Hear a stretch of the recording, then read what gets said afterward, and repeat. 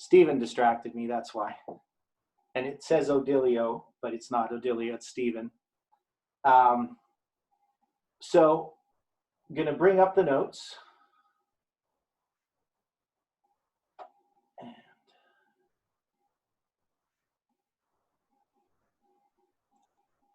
And I'm going to try to remember when I go from the notes to the whiteboard, not to forget. So we have covered the basic concepts dealing with how time is counted. So we finished off with just the basic chronology of the Bible from beginning to end, and we started to look at how we are going to count this period. On this page, at the last page of chapter 1, it has all the patriarchs' deaths. It's kind of misplaced. I just put it in there. I don't really go through it, but it is a nice reference. So in chapter 2, we're going to be dealing with the chronology of the patriarchs. And I have a chart here, and I do recommend that people work them out themselves, because even though it looks straightforward, there are some little details that people tend to miss out. And when you miss out those details, it can become confusing to sort of support it. So you want to try as much as you can to work these things out. And as I said before, when we're studying the chronology of the Bible, it actually starts out more simply. And as you move through the scriptures, they introduce more and more concepts that create complexity. And I've always thought that this would be a fantastic course for homeschoolers to have sort of a biblical chronology course that progresses from the lower grades to the higher grades. So by the time they're in the higher grades, they would be doing, very complex astronomy and calculations and things like that. And you could basically teach everything from the Bible just by teaching a Bible chronology course. Doing it that way. Of course, I don't have time to write something like that, but it would have been really useful for my kids. I could have taught my kids, if I would have known this stuff, I could have taught them all this stuff when they were growing up being homeschooled. But one of the first things I mentioned is that there's 22 generations from Adam to Jacob. And in one of my other studies that I'm doing on the two sticks, I addressed that a little bit, but because in the story of the two sticks, there's the 22 years from when Joseph is sold into slavery to when he is restored with his family. So he actually has the prophecy that's given, in 22 years later, it's fulfilled. And it's divided in two periods of 11 years.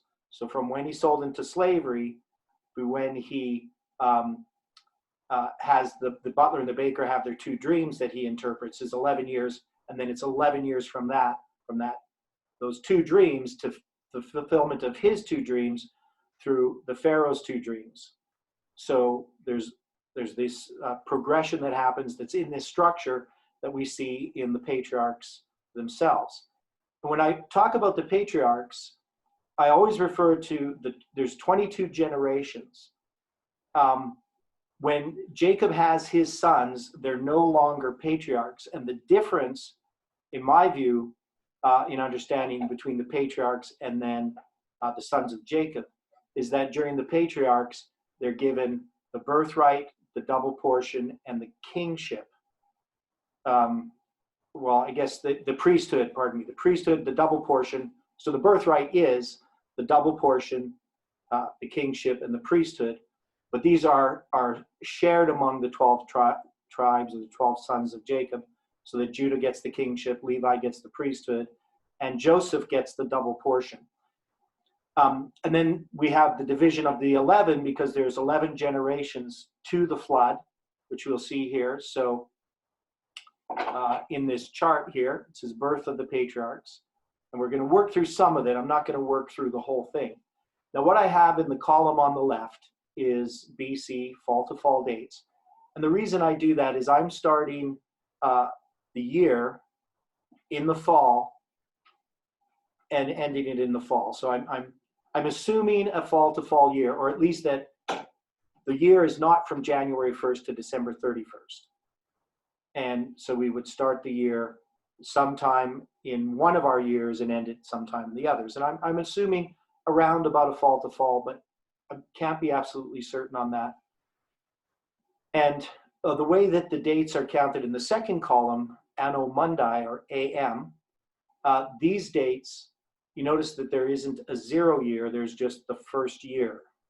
So I don't have a 0th year for creation. So when the world is created, it's created in the fall of 4046 BC, and that's just and that would continue into 4045 BC, and then in the fall it would move to year 2. Now, this is the way that the Bible does it, because it's just meant to help us add together these dates to produce these numbers.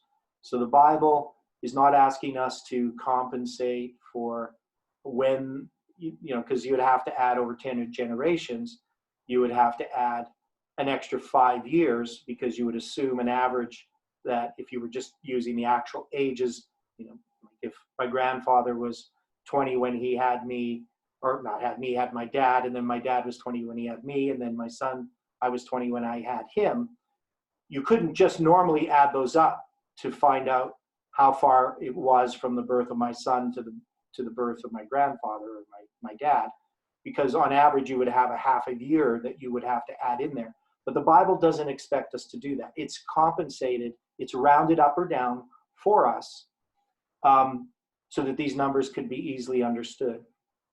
Now, when I did this study back in 2000 and I guess it was 2017 when I did this, in the fall, but I did it during the summer as well. I presented it a few places, and in the fall I presented it in September at the School of the Prophets in Arkansas. There's lots, of course, that I did not understand, that we now understand, and so details that I would notice that I hadn't noticed before. Now, we're just going to move through here. So if you look at it, you'll see that when Seth is born, Adam's 130. And when Enosh is born, the son of Seth, Seth is 105.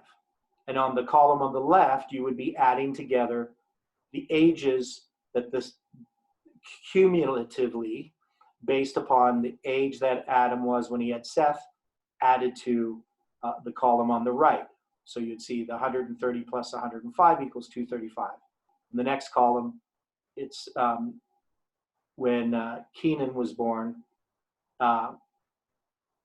Enosh is then he's 100, and Enosh is 105. So that would, Kenan was born. I got to think this through. The way I wrote it is not logical, at least to me when I look at it this way. So Adam was born, then you add the 105, and the next one, it would be 90 when his son was born, 70 when his son was born, and so when Enoch was born, his dad is going to be 162. So Jared would be 162. And then when Methuselah is born, I think I did that right. No, I did it the wrong way. No, Methuselah would be 162 when Enoch was born. That's right. I know it's kind of weird the way the columns line up. So you have to look back at when Adam was born. It's giving the age of Adam when his son was born. So when Methuselah was born, Enoch was 65. So I did this. I think I did this wrong. And Stephen can correct me. So Enoch was born, Jared was 60. So Enoch, when Methuselah was born, Enoch was 65. Yes, that's right. So I did this right. So you get Methuselah. And you can see here, this is when Enoch was born. Now, I just pointed this out before everybody came on. I pointed it out to Stephen, that this is 6:22 a.m. And we know that this is a symbol of June 22nd, and it shows up in 622 BC. So 622 BC, that is Josiah's Passover. And Elder Jeff went through this on Sabbath really quickly as a review and showed how this goes up, which is 627, how they're tied together, which Odilio had done. But we also have 622 AD, and 622 AD is the year in which the Islamic calendar begins, because that's Muhammad's flight from Mecca. So we can unshare, please. Oh, there again.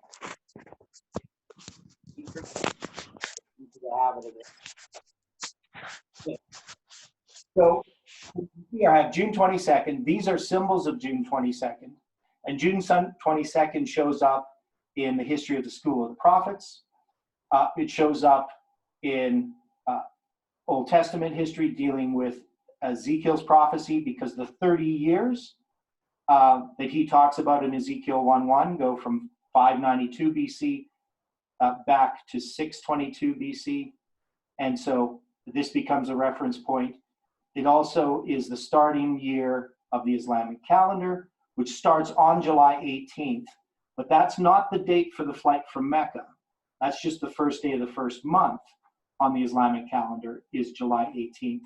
The flight from Mecca happened later on in the year. So some books you'll see, they'll say the flight from Mecca occurred on July 18th, but it didn't. It was just the calendar. That's like the start of the year or the start of their era, just like we'd have 1 AD, Anno Domini, that type of idea. So this now showing up as 622 AM for Enoch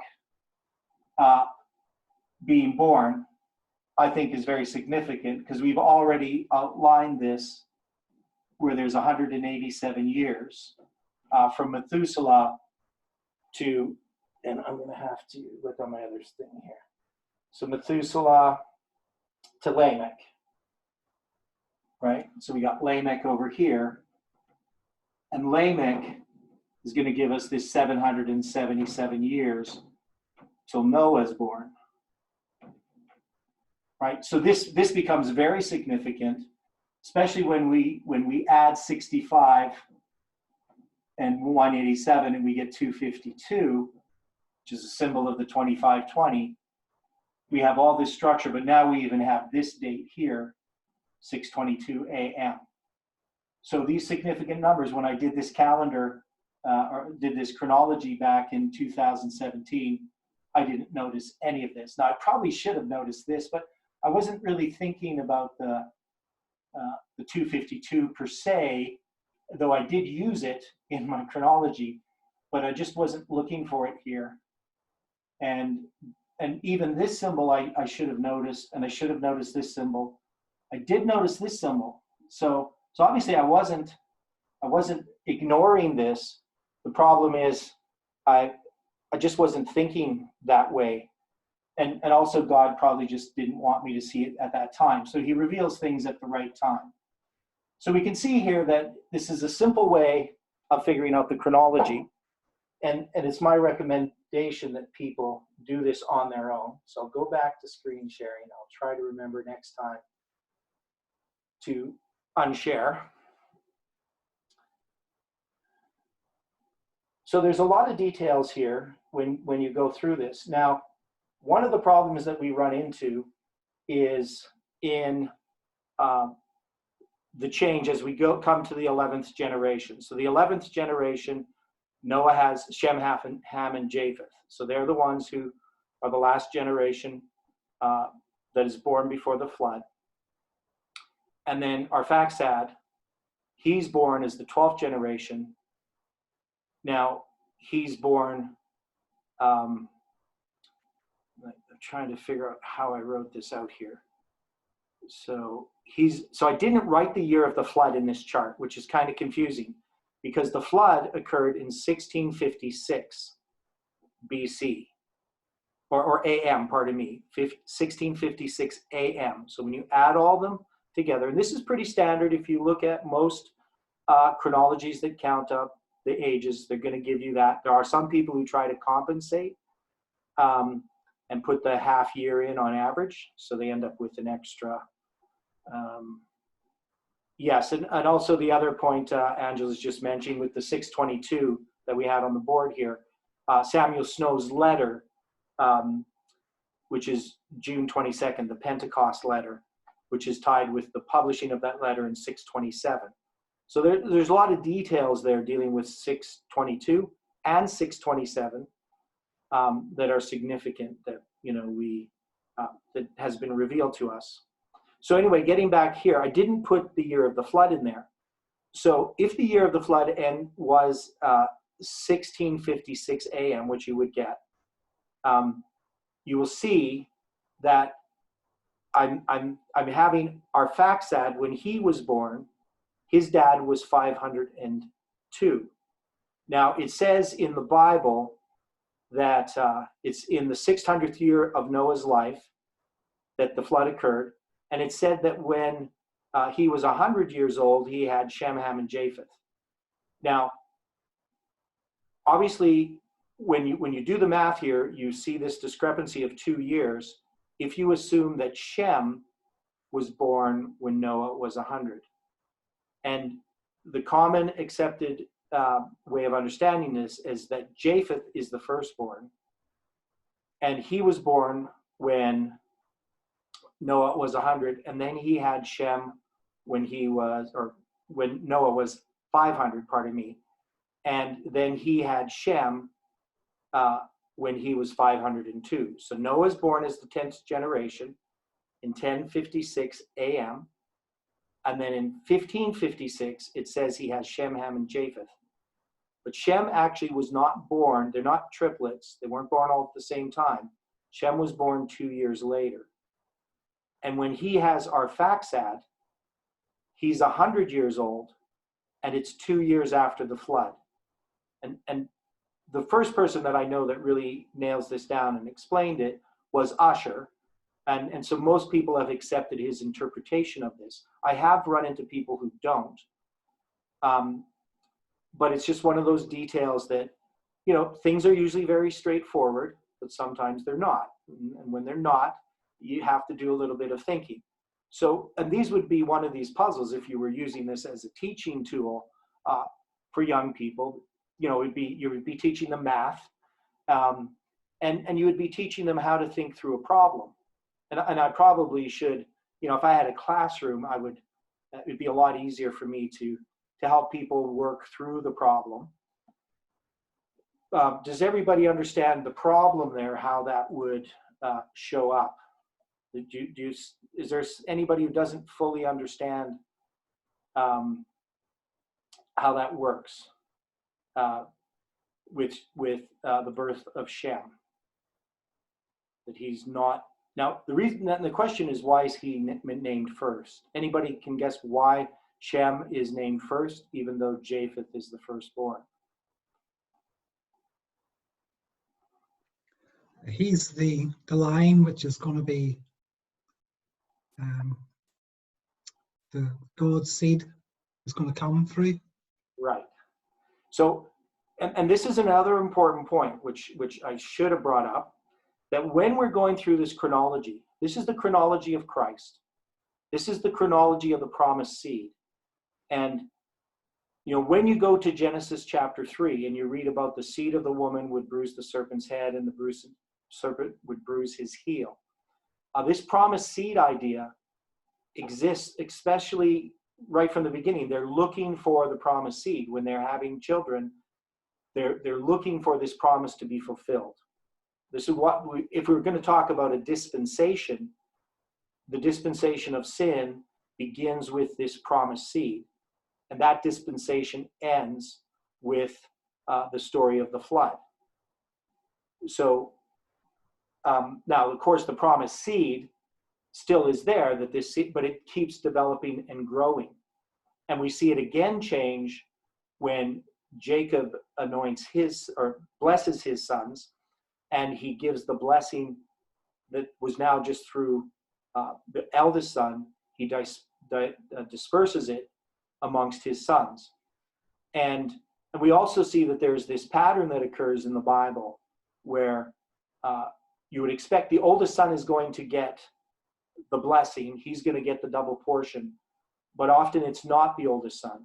And God is teaching a principle that he that's great amongst you shall be his servants. He that's least amongst you shall be exalted, right? There's this principle that exists throughout the Bible, which shows up in Christ himself. I mean, that's where we first see it, that God's character is one of self-sacrifice and meekness, but that is actually the highest character that we can have, is one of self-sacrifice, not one of exalting yourself.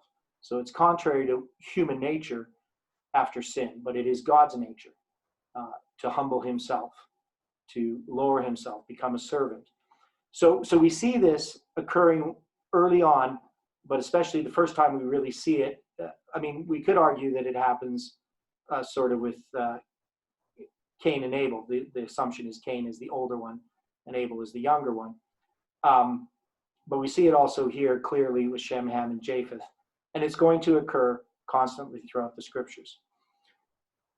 So we have these different generations going through. So we have the flood, and we have that little puzzle there with Shem that has to be worked out.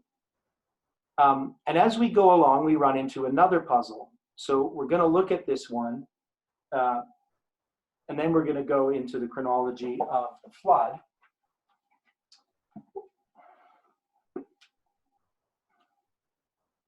So in Genesis, I guess I'll bring it up on my screen instead of looking in the Bible, so everybody can see it. Okay, so if we go to Genesis, we got Noah, so that's those, the corruption of the earth.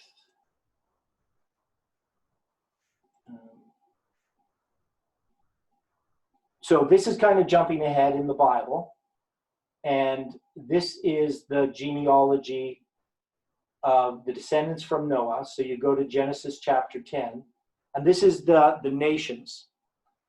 So in Genesis 5, we get up to the flood, but in Genesis 10, we're now going to be given the generations, the next group of 11 generations that come from Shem, Ham, and Japheth, who's the 11th generation.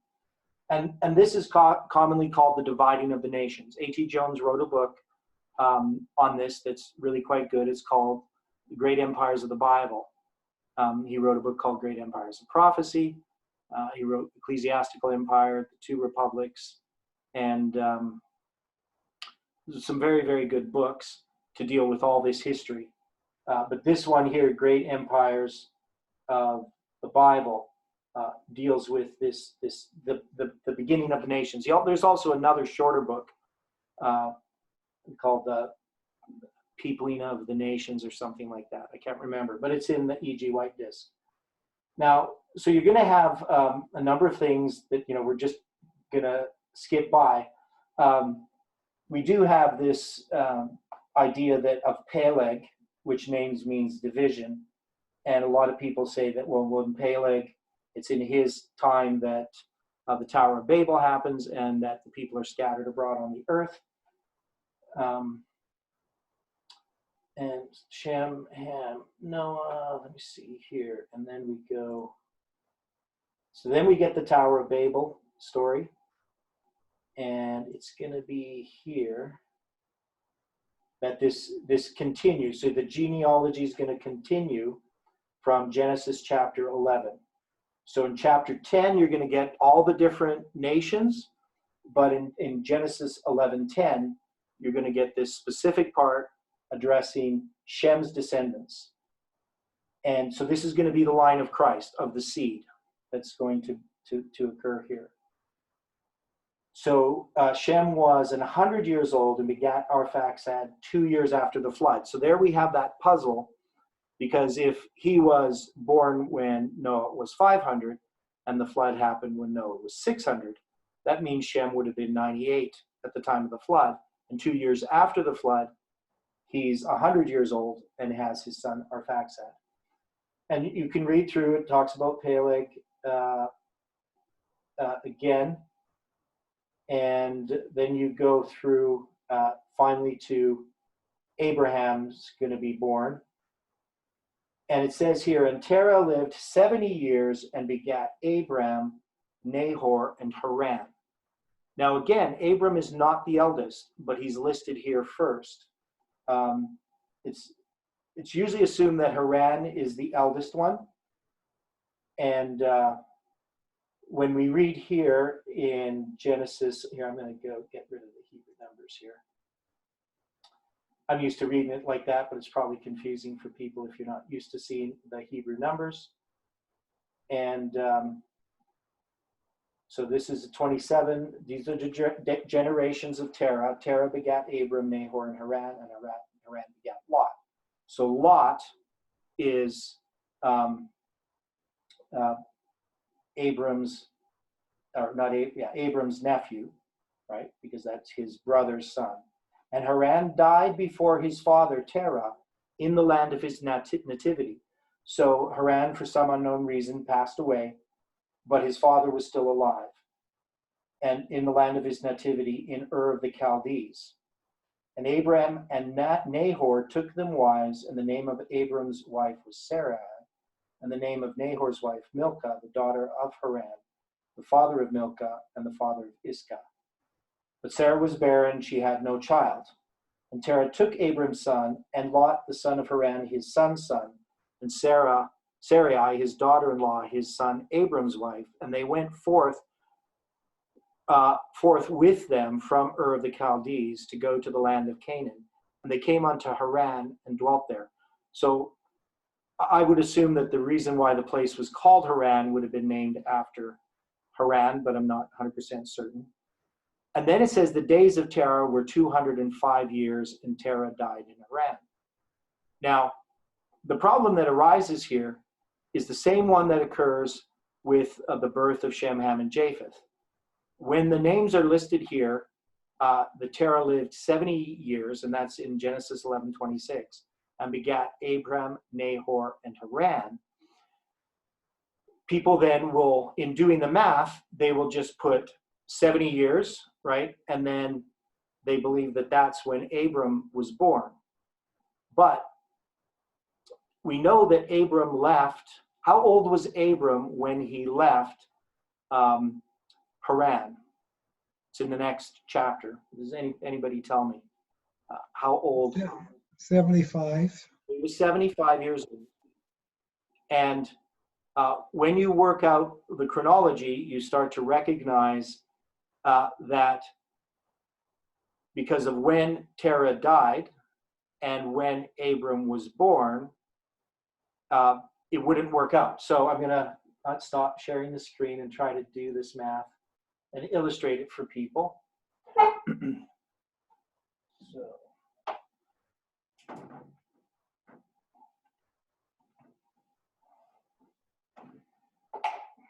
So what you have is,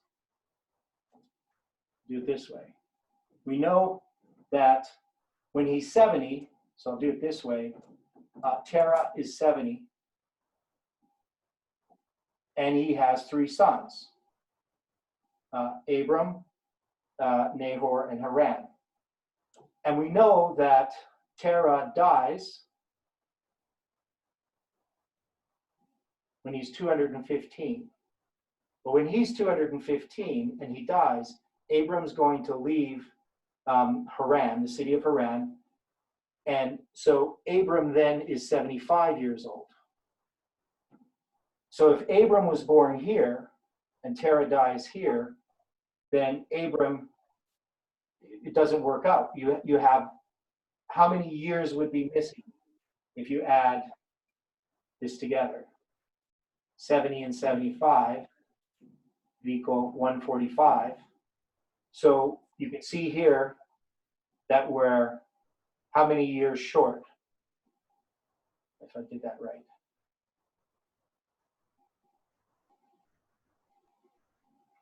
The Terah lived to 205. 205. I knew there was something wrong there. 205. There we go. That's better. So we can see, because I'm thinking it looks like 70, but there's 60 years missing in here. So you would have to put this in here And Abram was born here when Terah was 130. But it doesn't state this. And I think it's just that God expects that we're intelligent enough to do a little bit of math. Because the information's there, it's just not on the surface. So it's useful to work through these things on your own. But I've still seen many, many people who do chronology who don't recognize this at all. And they argue that it says that when Terah had Abram, he was 60 years old, and they don't, or 70 years old, and they don't add that 60 years in there that you need in order for the math to work out. And it's always puzzled me why somebody would make that argument, because you create a contradiction that you would then have to argue that the Bible is wrong in other places. But I've seen people do this many times, and with sometimes puzzles that are more complicated than this, that they start with an assumption. The Bible says this, and any sort of reasoning that goes against their interpretation of that verse, they see as error. And they will continue to build upon this platform, and they'll create all very kinds of complicated explanations of that don't even correct the contradictions. They create more and more contradictions as you go along. You end up having all kinds of problems, and then they will argue. At some point, they will always come to the point where the Bible is wrong somewhere, even though they are professing to accept one verse of the Bible, that must be right because what that verse says. When they finally come to a point, they will always come to a point where some verse of the Bible, in their view, has been tampered with, and that verse is wrong. And I've seen this happen with, or they create these very complex explanations. And a good example of this, which we might look at later, but there's the supposed period of 490 years that comes from Acts chapter 12. And it is adding together the 450 years, about the space of 450 years that people believe is from the time of Josiah, what's his name? Can't think of it.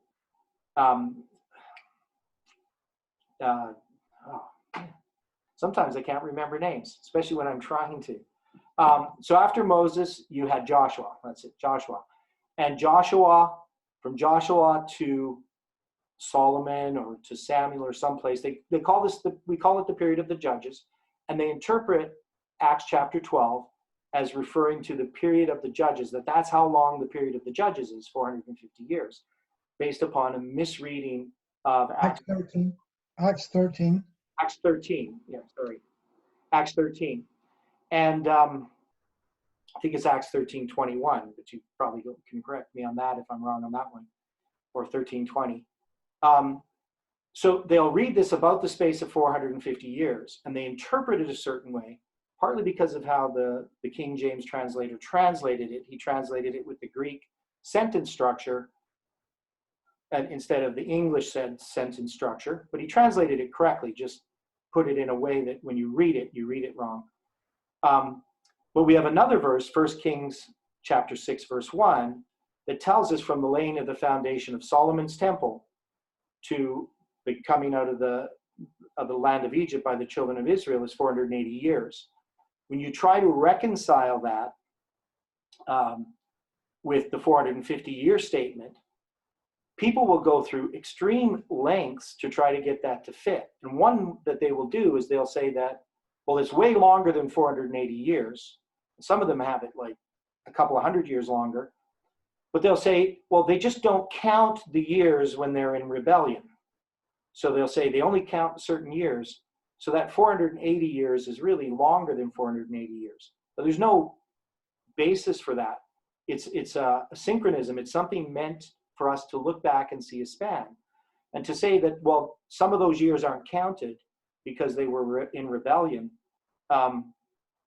when you just have a much simpler problem of just reading Acts chapter 13 correctly, So that's the dangers that we have when we're studying these things.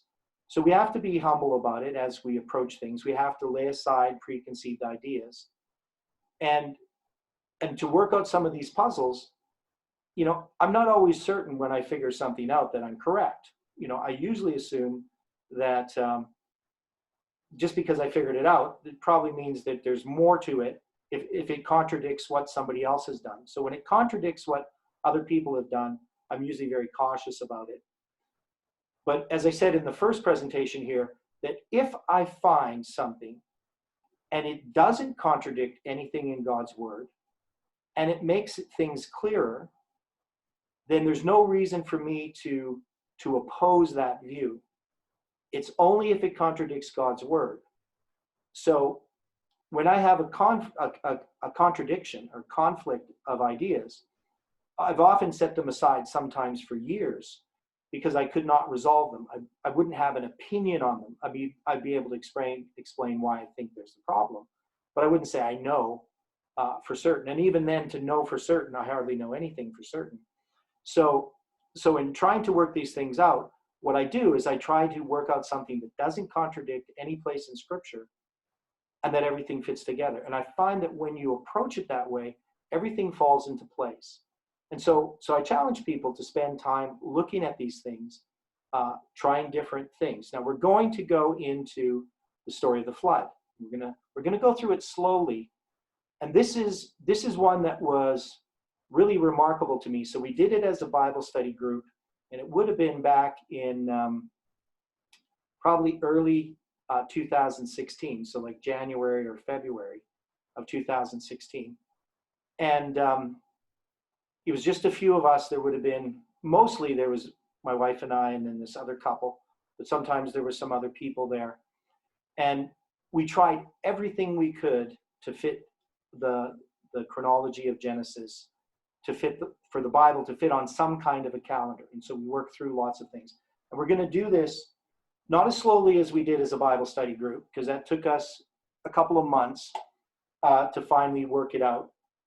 But I'm going to erase this, and I'm going to bring up the scripture text. So I'll share the screen again.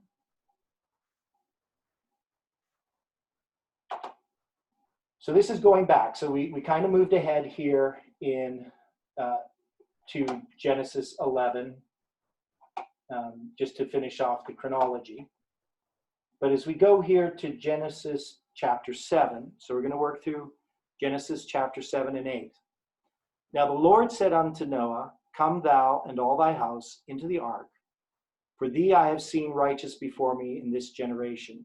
Now, of course, we could go back earlier if we wanted to, and we can go through the story. But we're all very familiar with the story that the world was corrupt and that God asked Noah to build an ark. So we know that story, and what we want to really do is look at the chronology here. So he's built the ark, and it's coming time now. The 120 years that were set aside to do this work has ended. I would assume that Methuselah has died at this point. So he died in the year of the flood. And the Lord said unto Noah, Come thou and all thy house into the ark, for thee have I seen righteous before me in this generation. And of every beast, every clean beast, thou shalt take to thee by sevens, the male and his female, and of beasts that are not clean by two, the male and his female. Of fowls also of the air by sevens, and the male and the female, to keep seed alive upon the face of all the earth. And he says, For yet 7 days I will cause it to rain upon the earth 40 days and 40 nights. And every living substance that I have made will I destroy from off the face of the earth. And Noah did according to all that the Lord commanded him. And Noah was 600 years old when the flood waters was upon the earth. So we have some chronological information given to us here.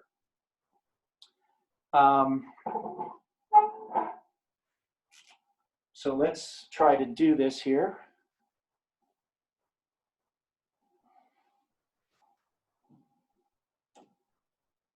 I'm going to draw this line. Now we know that Noah's going to be 600 years old when this flood begins. And all we have here so far, what we read, he's 600, and there's a period of 7 days.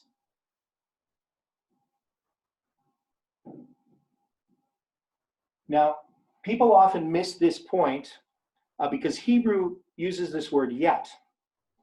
And what we discerned is that there's actually 2 periods of 7 days being mentioned here. You'll find this in the Spirit of Prophecy, that this is how she understands it as well. But we had worked this out before we really looked at what she said. So there's 2 periods of 7 days. This is the 7 days in which the animals enter the ark. So this is your animals coming in, and it takes 7 days for them to enter the ark. And then here they're going to tarry in the ark for 7 days. And that's, so when it says, and yet 7 days, that means he brings the animals, and then yet. So that Hebrew expression is telling them now that they're in the ark, once they're in the ark, there's going to be another 7 days, and then it'll rain for 40 days and 40 nights. So this gives us our next period of time. So now you're going to have a period of 40 days. So that's what it's given us so far. It doesn't tell us anything yet about the calendar. It just says that Noah's 600 and that there's these 2 periods of 7 days followed by 40 days. And so then after the animals go into the ark, Noah and his sons, his wife and his sons' wives, with him into the ark. So he went in because of the waters of the flood. And then it kind of goes back. It talks about these different animals. And there went in 2 and 2 unto Noah into the ark. And it came to pass after 7 days that the waters of the flood were upon the earth. And it's going to mention once again, in the 600th year of Noah's life, in the 2nd month, the 17th day of the month, the same day were all the fountains of the great deep broken up, and the windows of heaven were open, and the rain was upon the earth 40 days and 40 nights. So now it gives us another detail. So it says it's in the 600th year, but it says that these rains begin on the 17th day of the 2nd month of Noah's 600th year. So we have this information, and so we can mark this date here as the 17th day of the 2nd month. Now, this is the day that the door of the ark closes. So I'm just going to draw a door in here. So we end up with a shut door. And we have 2 periods of seven days here, and then a shut door. No, that's wrong. It's what did I do wrong? The shut door is after the first 7. Yes, you're right. Pardon me. Let's go. This goes here then. I knew I was doing it wrong, but I was trying to think what I did wrong. Yes. Yeah, so this is right here. This is the 17th day. Yeah, 17th day of the 2nd month, but the shut door is here. There we go. So that means the door shut here on the 10th day. Yeah, this now makes sense, of the 2nd month. It doesn't tell us that, but if this is the 17th day of the 2nd month, when the rains begin, the shut door is here. So the animals come, and Noah and his family is here on the 10th day of the 7th month. This is the yet 7 days that's talked about. I didn't explain that really well because I got mixed up myself. I haven't done this for a while. But does this make sense to people, or do you think I'm doing something wrong? So let's discuss this. I know it's because we need to make sure that we're sorting this out correctly. And we do have Spirit of Prophecy statements that help us. But if we just look at the passage here, we should be able to discern these things. right? So we know, where is this here?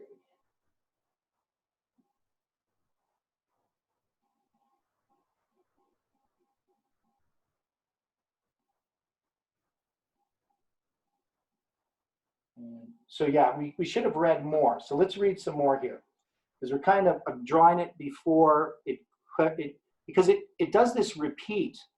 Part of the thing about this passage here and in the book of Genesis, it does sort of a repeat and enlarge. They used to actually write books this way. If you read really old books, they'll often have this section where they explain what they're going to be fleshing out in the next paragraph. And if you didn't see that it was in bold and you just put it in straight text, they would be repeating themselves. But they usually say something in a shorter fashion, and then they expand it. So I'll go back to sharing the screen so you can look at what I'm reading here.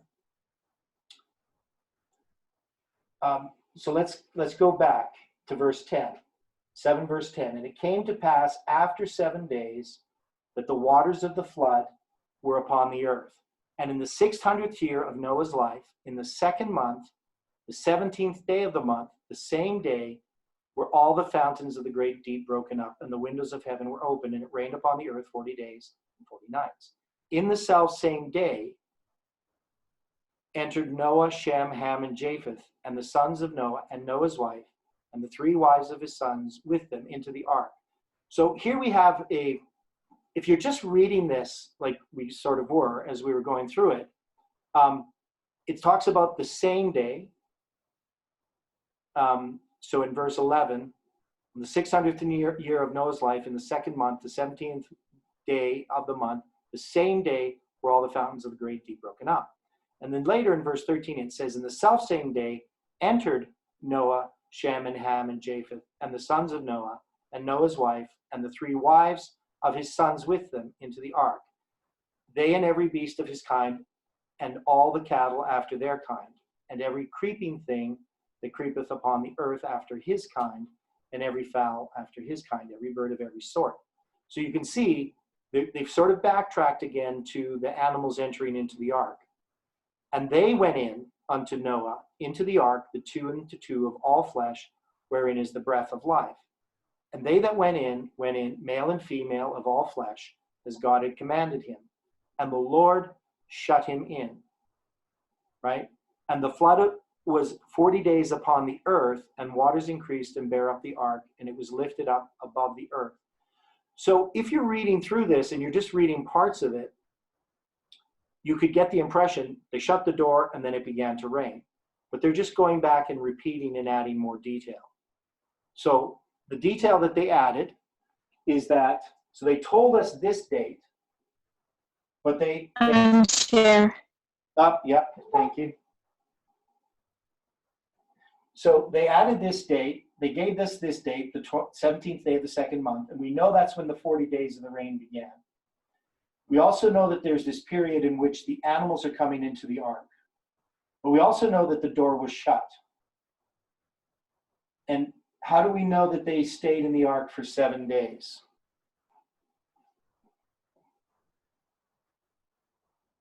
It should be in verse 7, 4, I believe.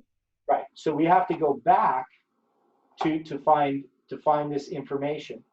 7:4, I think.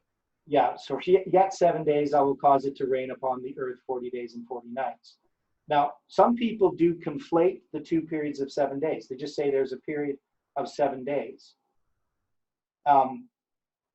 So if you read in verse 9, there went in 2 and 2 unto Noah into the ark, the male and the female, as God has commanded Noah.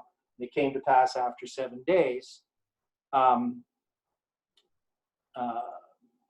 Where's this? Came to pass after 7 days that the waters of the flood were upon the earth.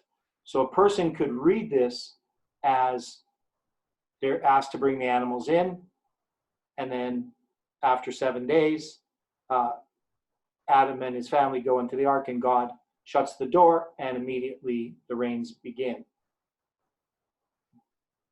So, but we know that it went in 2 and 2 unto Noah into the ark, the male and the female, in verse 9, as God had commanded Noah. They came to pass after 7 days that the waters of the flood were upon the earth. So it can be read both ways. Now, in the spirit of prophecy, and I don't have the quote here with me right now, but in the spirit of prophecy, she clearly says that there's 2 periods of 7 days. But how could we show this from the scriptures themselves? Like, how would you explain this, if anybody can understand the puzzle that we have here? So we have this little puzzle that on the surface, we would look at this and say, well, maybe there's just 1 period of 7 days. So what would nail it down for you? I know it takes a little bit of thought here. What would nail it down for you that there's 2 periods of 7 days?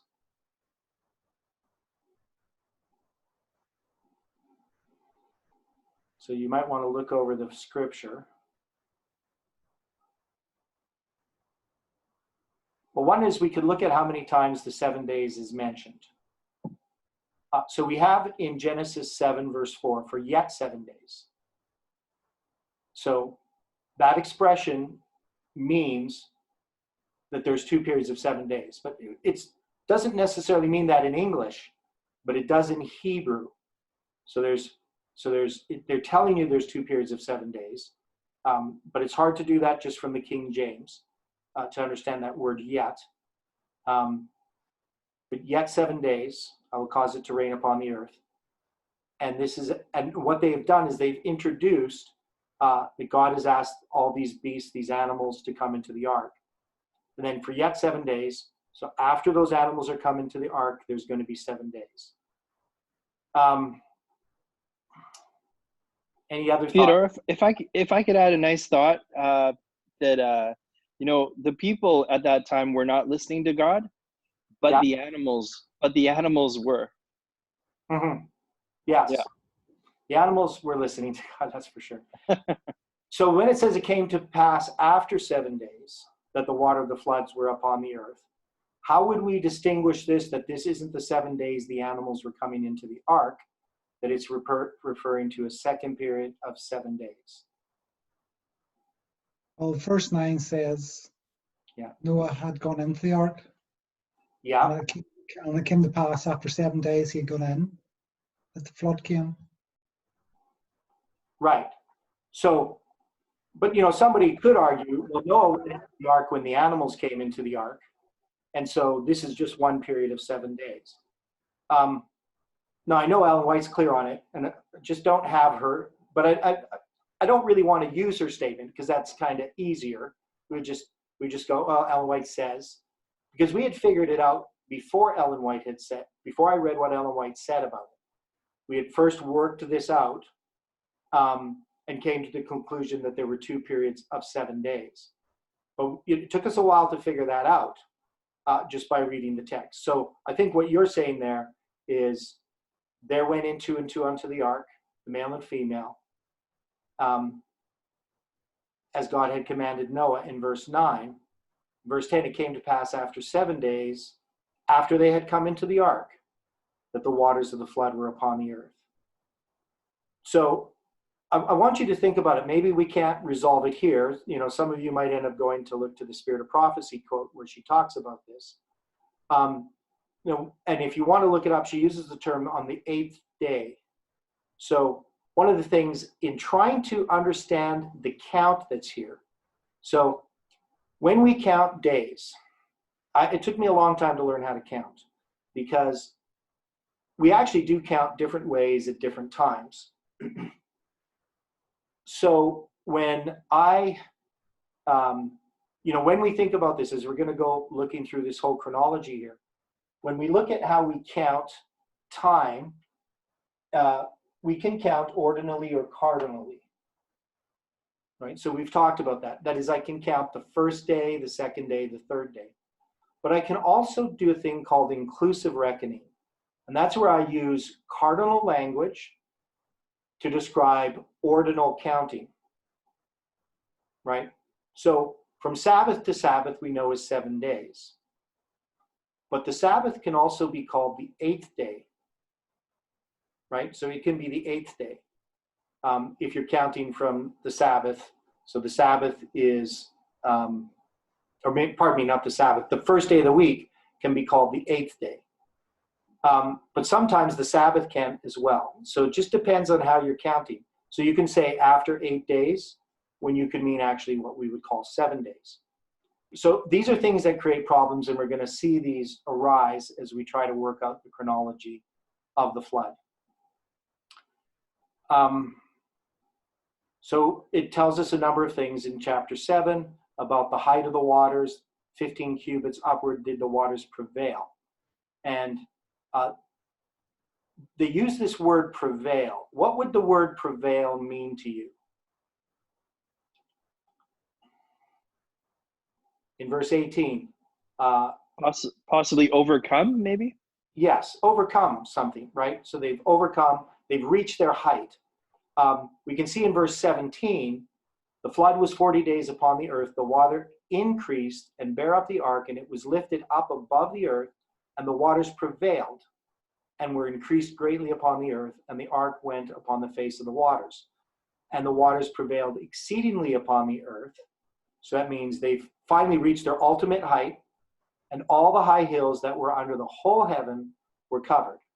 15 cubits upward did the waters prevail. So that means they're 15 cubits above the tops of the mountains.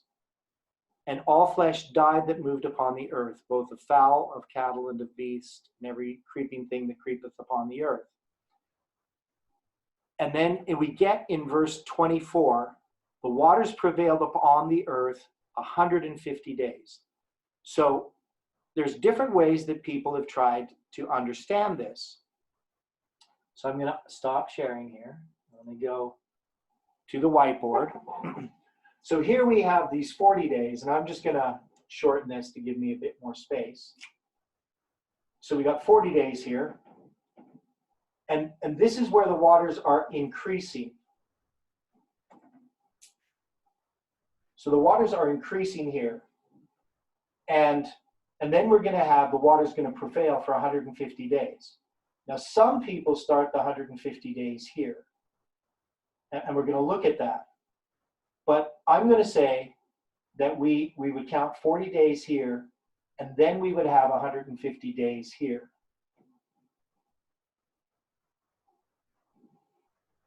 So this may not make sense to people at first until you start looking at the whole story. So originally we had tried starting like everybody does here on the 17th day of the second month. Now, we're going to look at chapter 8 here, and then we're going to come back to here. And we're going to try to lay out this chronology in a lot more detail than you've probably seen it laid out. So in chapter 8, and I'm going to try to get this basically the main outline done here in the next half hour. And then what we will do next 20 minutes. And then we're going to take a break, and we'll come back, and we will start to look at it even more detail. So we go to chapter 8. So it says, and God remembered Noah. I gotta get the screen shared here. So God remembered Noah and every living thing and all the cattle that was with him in the ark. And that's not good. Yes, I gotta switch this. Just hang on. Didn't do it properly. Don't know why I did that. Do it that way. There we go.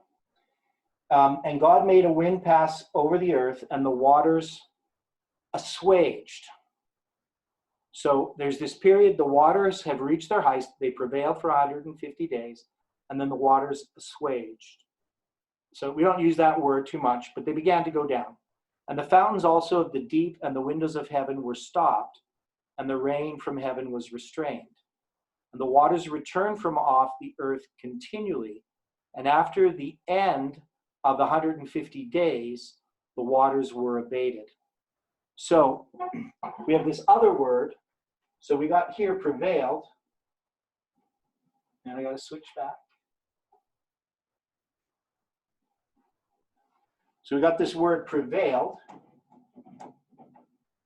And then we're going to have abated. And I'm going to put this as 150 days. So many of you would not have seen this idea that there's two periods of 150 days. So there's the period of the 40 days and the 40 nights. the periods that the waters prevailed, and then the period that the waters abated. And we'll demonstrate this as later on as we go into more detail.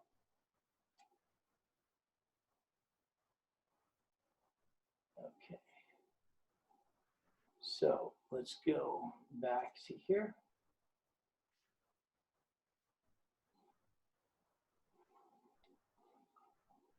So it says 150 days the waters were abated, and the ark, so verse 4 of chapter 8, and the ark rested in the 7th month, in the 17th day of the month, on the mountains of Ararat.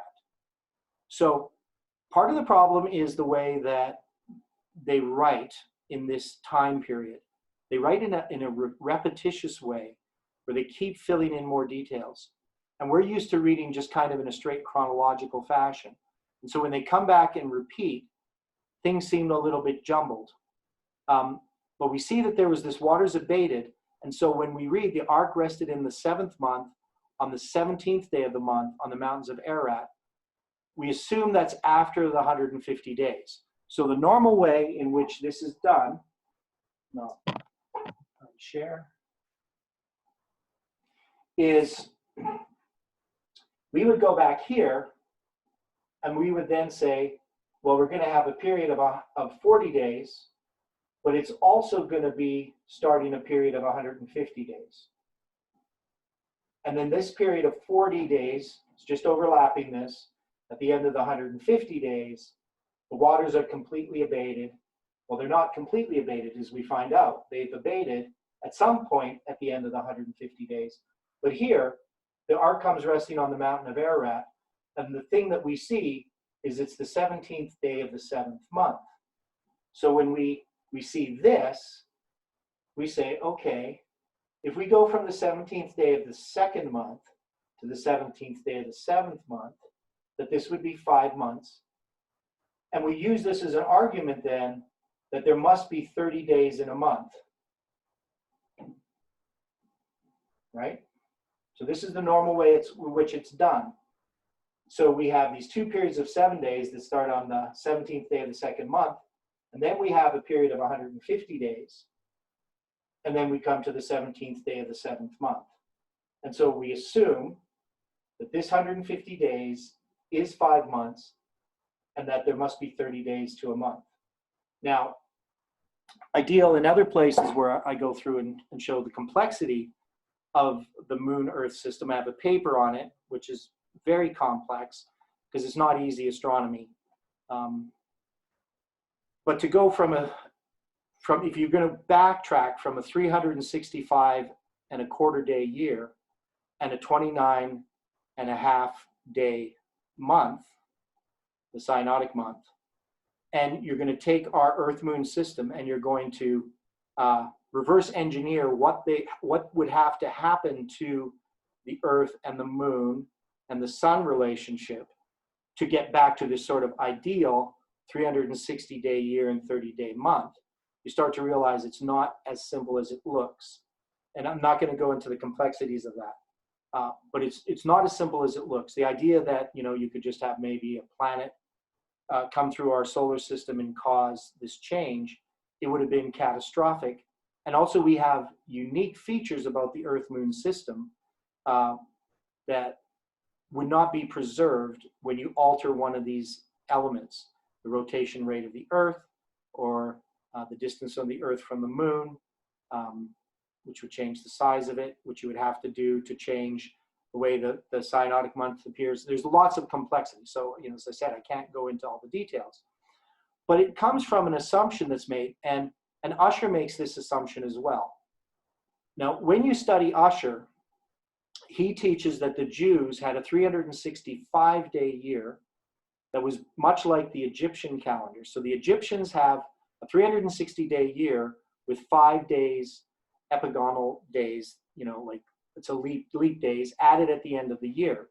So they have 12 months of 30 days each. So their months are not based on the moon because the month based on the synodic month of the moon is 29 and a half days roughly.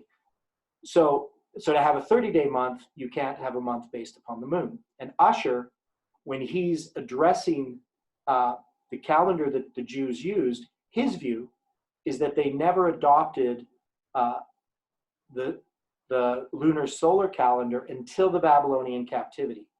So he teaches that they didn't have any kind of lunar calendar prior to the Babylonian captivity, which seems to go against the scriptures when you study the story of the Passover and so forth.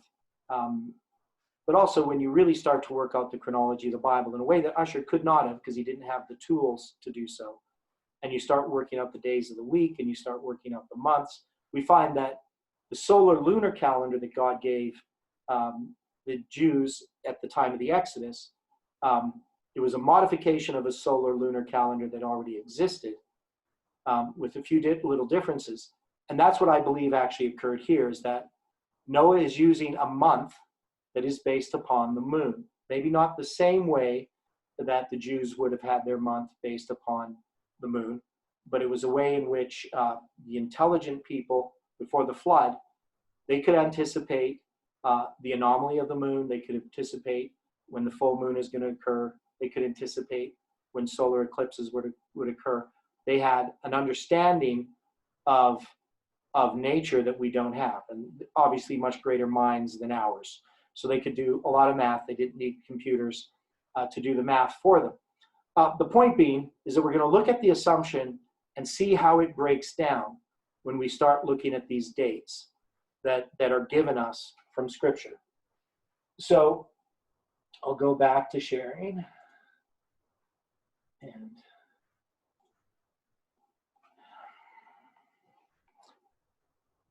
now, so it says that come to the ark rests on the 7th month and the 17th day of the month in the mountains of Ararat. So it's going to occur, in my understanding of things, it's going to occur in the middle of that 150 days, not the middle, but in the period that I have, and we'll look at that. And the waters decreased continually until the 10th month, and in the 10th month, on the first day of the month, were the tops of the mountains seen. So, and then it says in verse 6, and it came to pass at the end of 40 days that Noah opened the window of the ark which he had made. So let's look at this now. So as a new detail has been added, and this detail is that we're going to have the 10th day of the 7th month, or the first day of the 10th month, pardon me, the first day of the 10th month.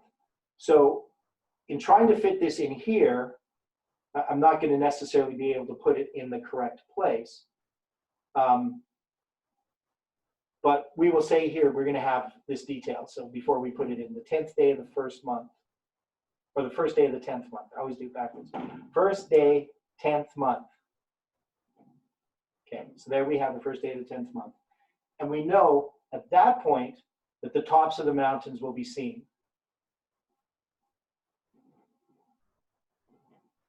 Now, this seems to be a contradiction, because in the 17th day of the 7th month, maybe I'll draw it over here on this line. So you're going to have the first day of the 10th month.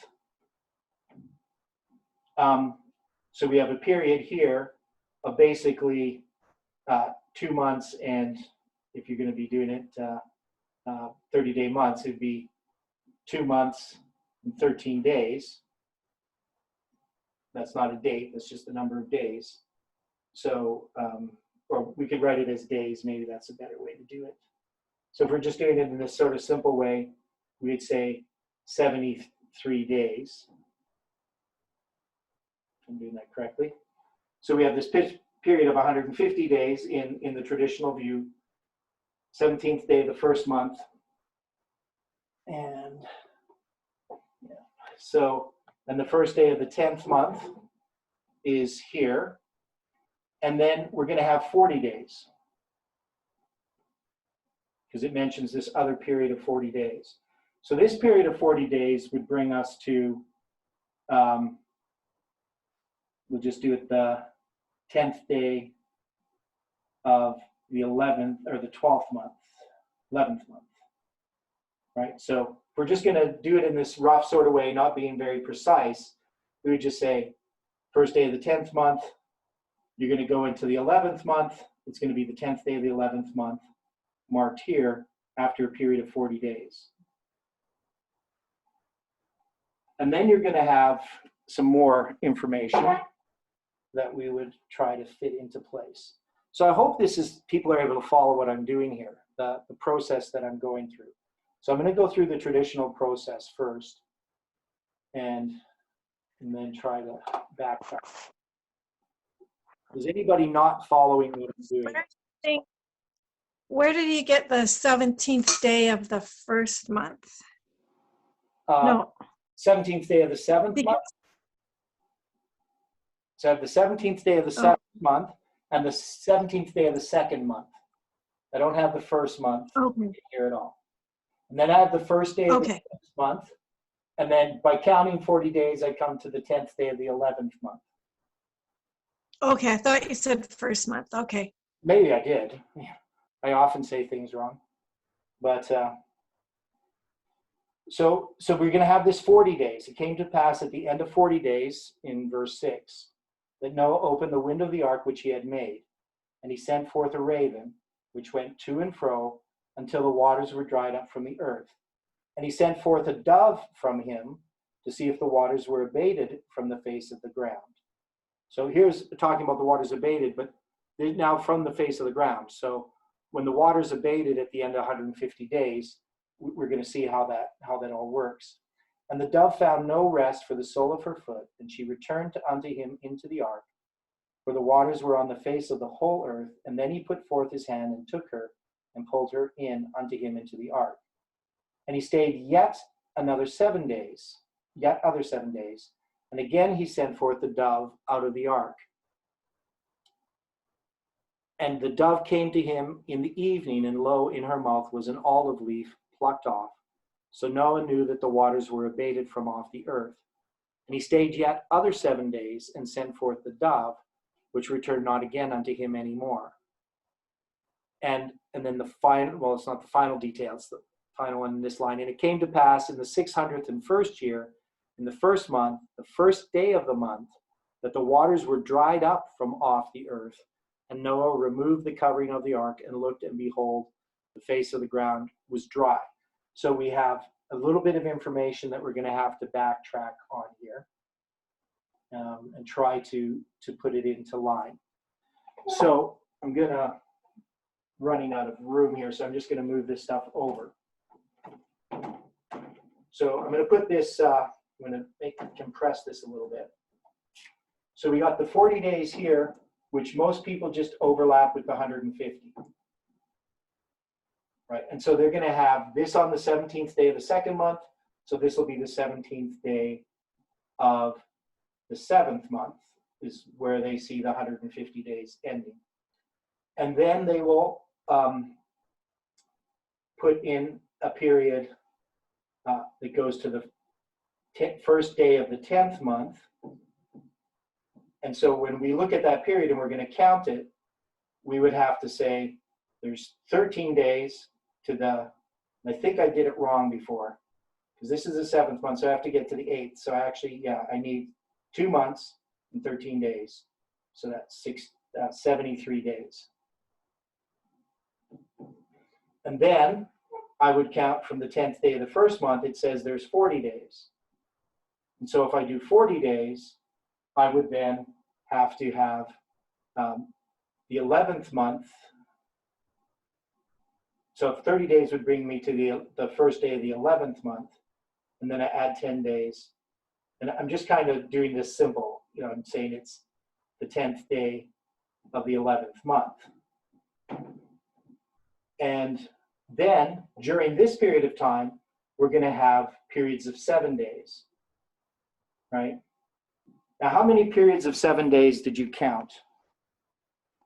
So let's work through this. Anybody have a view of how many periods of 7 days are mentioned? These are when they, after the end of 40 days, open the window of the ark which he had made, verse 7, and he sent forth a raven, right? So anybody have a view on how many periods of 7 days there are?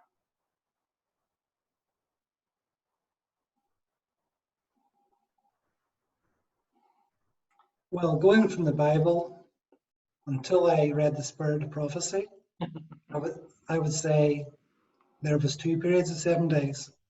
You had 2 periods for reading the Bible. Yeah, That was yeah. and I understand why we do that, right? But you said, again, we read the Spirit of Prophecy. The thing that was interesting is when we did our study group, we went through different views, but we came to the view that the Spirit of Prophecy had, and then read the Spirit of Prophecy. So that was kind of, for us, it was really helpful that we worked through things, because it's just a surface reading of how you read it. And part of it is learning how to read what the scriptures say. So I'll share the screen again.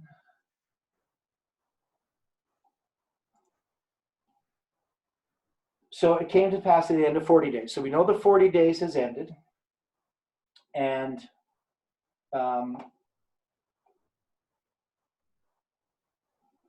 when the 40 days has ended, he's going to send forth a raven. Right? And it went to and fro. Also, he sent forth a dove from him to see if the waters were abated from off the earth. The dove found no rest. It comes back. Right? So then it says in verse 10, he stayed yet other 7 days and again sent forth a dove. So when he first sends forth the raven, he also sends forth a dove. So he sends 2 different birds. And then it says he stayed yet other 7 days. So that means there's already a period of 7 days. And so now it's yet other 7 days. And then this dove comes back in the evening. It has an olive branch. So Noah knew that the waters were abated from off the earth. And he stayed yet other 7 days and sent forth the dove. So how many periods do we have here?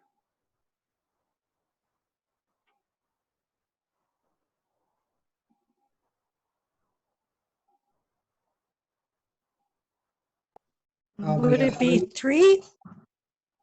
Okay, so 3. Right? Because if you have yet 7 days, yet other 7 days, that would mean that you again are multiplying these periods of days. So on the surface, some people read it that there's 2, but it's clear that there's 3 periods. So there's 3 weeks, or 21 days altogether. So let's, I'm going to bring you to my notes. Well, actually, before I bring you to notes, I got to finish this off, I guess, because I want to, I'm kind of jumping ahead. So if we put what's here, now I wouldn't say that most people put 2 periods of 7 days. I think it's kind of mixed on how people read this. But then you would add 7 days, so you go to the 17th day of the 11th month, the 14th day and the 21st day, or the 10th, the 11th month. So it'd be 10, 17th, 14th, 10th, 17th, 24th, 31st. So you got 21 days. So this would actually end on the first day of the 11th month, if you're going to do it that way. So you have 21 days here from the 10th day of the 11th month to the first day of the 12th month. So this is how it's generally understood. And then what we would do, and the other detail that it gave us, so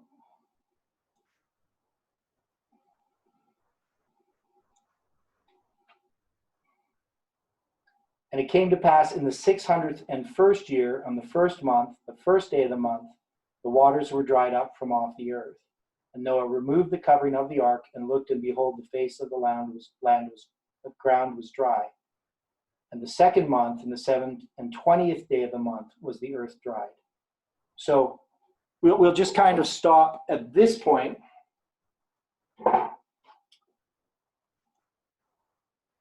So we're now going to have the first day of the 12th month, and obviously we're going to have a period of 30 days here to come to the first day of the first month.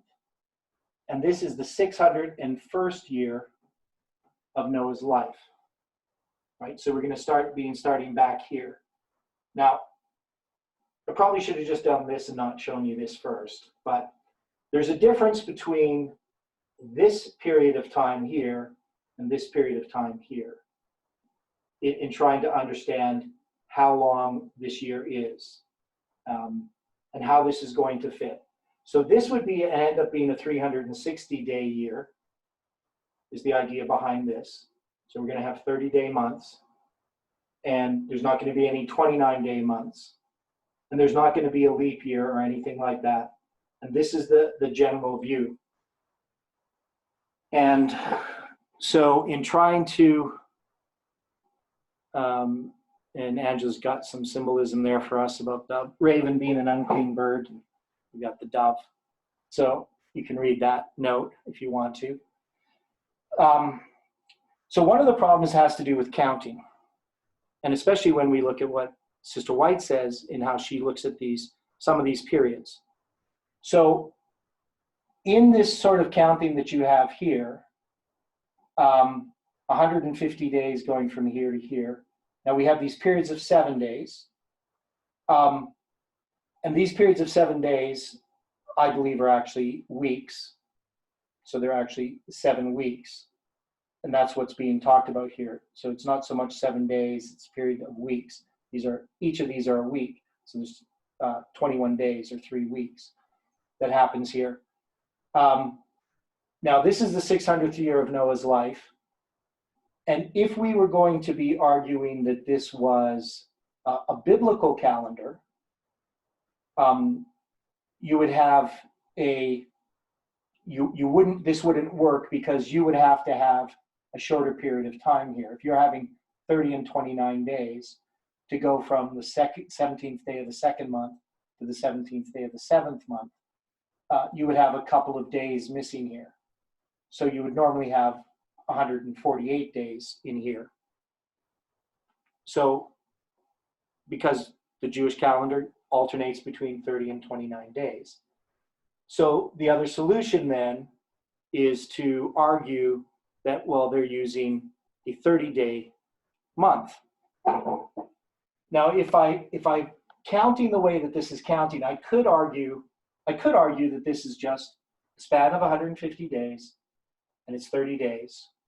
So, there's no way to really argue against that, except that when I tried to lay it out on a calendar, that was where the problem arose. So in our head, it looks fine, right?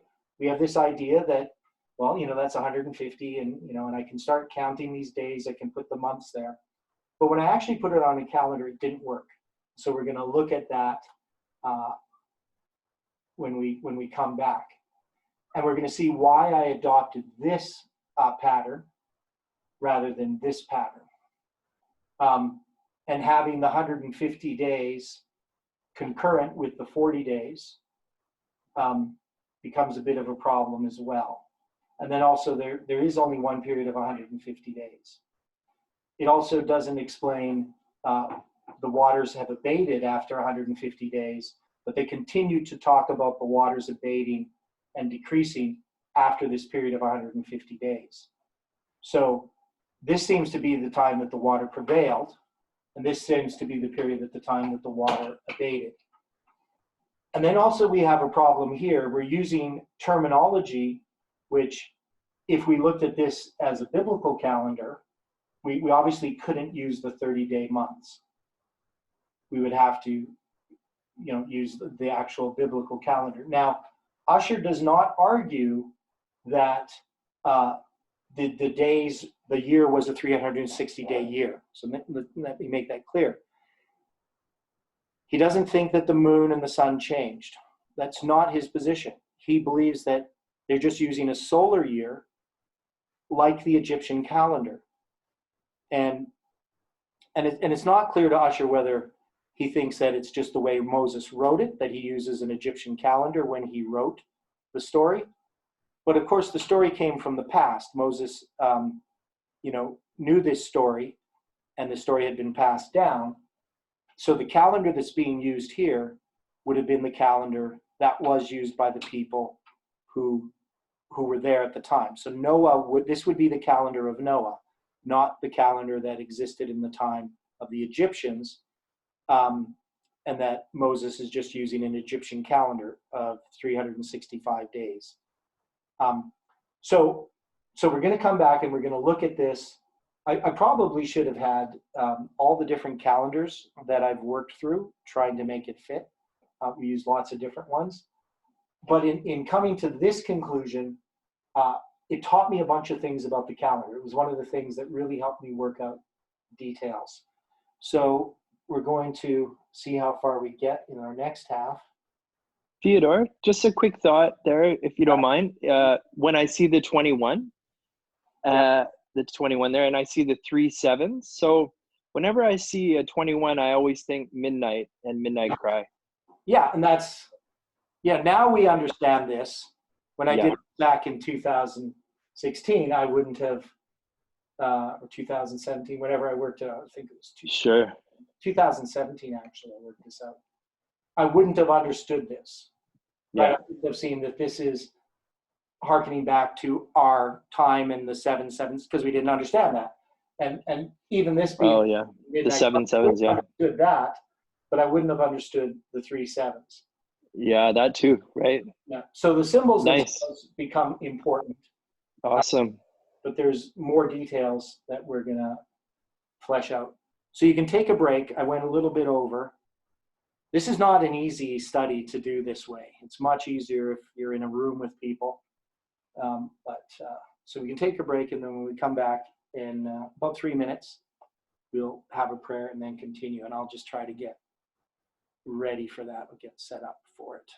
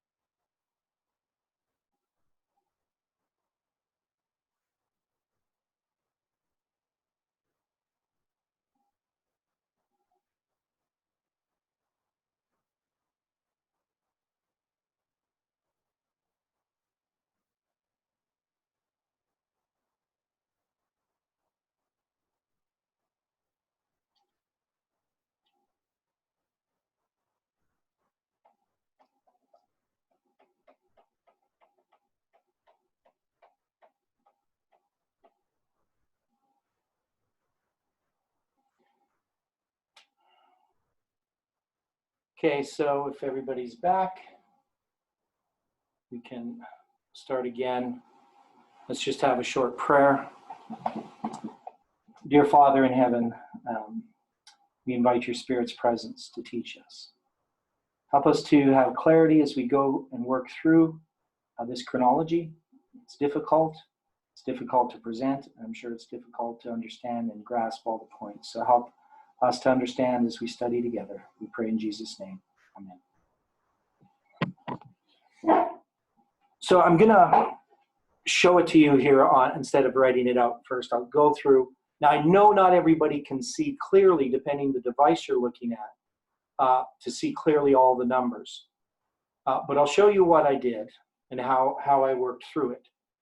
So you'll see I have months at the top that that are marking out each of the years of the biblical calendar. And then you'll see in the bottom corner, in the case of the third month, I had to put it in the top of the corner. There was no room down here. But I have these months of 30 and 29 days. So so we had tried working out, and I don't have an example of it, and I probably should have had, but I didn't put it in my notes, and I do have it somewhere. But we had tried working out, doing a very precise calendar of putting the days into place. And what we found is that it didn't fit. So I'm not going to show you that because I don't have it here to show you. But I did it just like this. I put separate months. I made them 30-day months. And then I tried to reconcile the spans of time described in Genesis with the dates and the chronological information that's given to us. When we did that, things didn't really fit. There was seemed to be very imprecise language, and we had to fudge things to try to get them to fit. We had to kind of move things around a little bit, and it didn't seem to fit. One, of course, if we assumed a 30-day month, we'd have to assume that they had nothing to do with the moon, but we still looked at that possibility. And then we would have to look at the period of time that was given to us based upon that. And so we used Usher's 365-day year with the 5 days added. We also tried a 360-day year, the idealistic year. But in both cases, they didn't seem to fit. And one of the things I didn't like is, now in this case, when you use Usher's, he's going to start the year in the fall. So, and I've been starting the year in the fall as well. But he starts it with the autumnal equinox. So in his chronology, he would have the equinox as the first day of the seventh month, but he would actually call it the first day of the first month, right? So he's going to use the story in Genesis chapter 7 and 8 to illustrate a 360-day calendar that starts always on the autumnal equinox as the first day of the first month, instead of in the spring. And I probably should, because I know I have it somewhere. I might bring it up later on in one of our, maybe next week at the beginning, and show you how that would work. But be that as it may, we had this here where it says that on the 17th day of the second month, in the 600th year of Noah's life. So again, I'm having it start in the fall, but I'm not starting with the spring equinox or the fall equinox. What I'm doing is, and this is a little bit more complicated, but we used Skyview Cafe, and we assumed, well, we didn't assume, we tried different ways. We tried to have a calendar start with the first sighting of the visible crescent every month. But we couldn't get that to fit in this year. That is, we have a specific year in which we believe the flood occurred. So in my understanding, the flood occurred in 2391 BC in the fall, and it ended in 2390 BC in the fall. So the first day of the first month there is not the first day of Nisan or Abib. It's the months are being counted basically, my view is that they're counted based on Noah's age. So Noah knows when he was born, season-wise. And so in the 600th year of his life, in the second month of his 600th year, is when the flood begins. Now, in doing that, it's much too complex to show here in detail, but I will show it to you what I used. So I've been using. Could you repeat the number again, Theodore, for BC 23? 2391 is when the flood would have begun, which is 1656 a.m., right, in Anno Domini, that the flood would have begun. And just to, yes, I have to do it this way. Stop share and go back here. So I'm going to bring up. So this is the tool I use. So some of you have seen it in the other classes. So this is the Skyview Cafe. And I will show you what I mean. So if I go to the year 2390, it will show as 2391 BC. And I'm going to go back and where I started it. So the way that I looked at it is I had to find a period of time in which the full moon would be following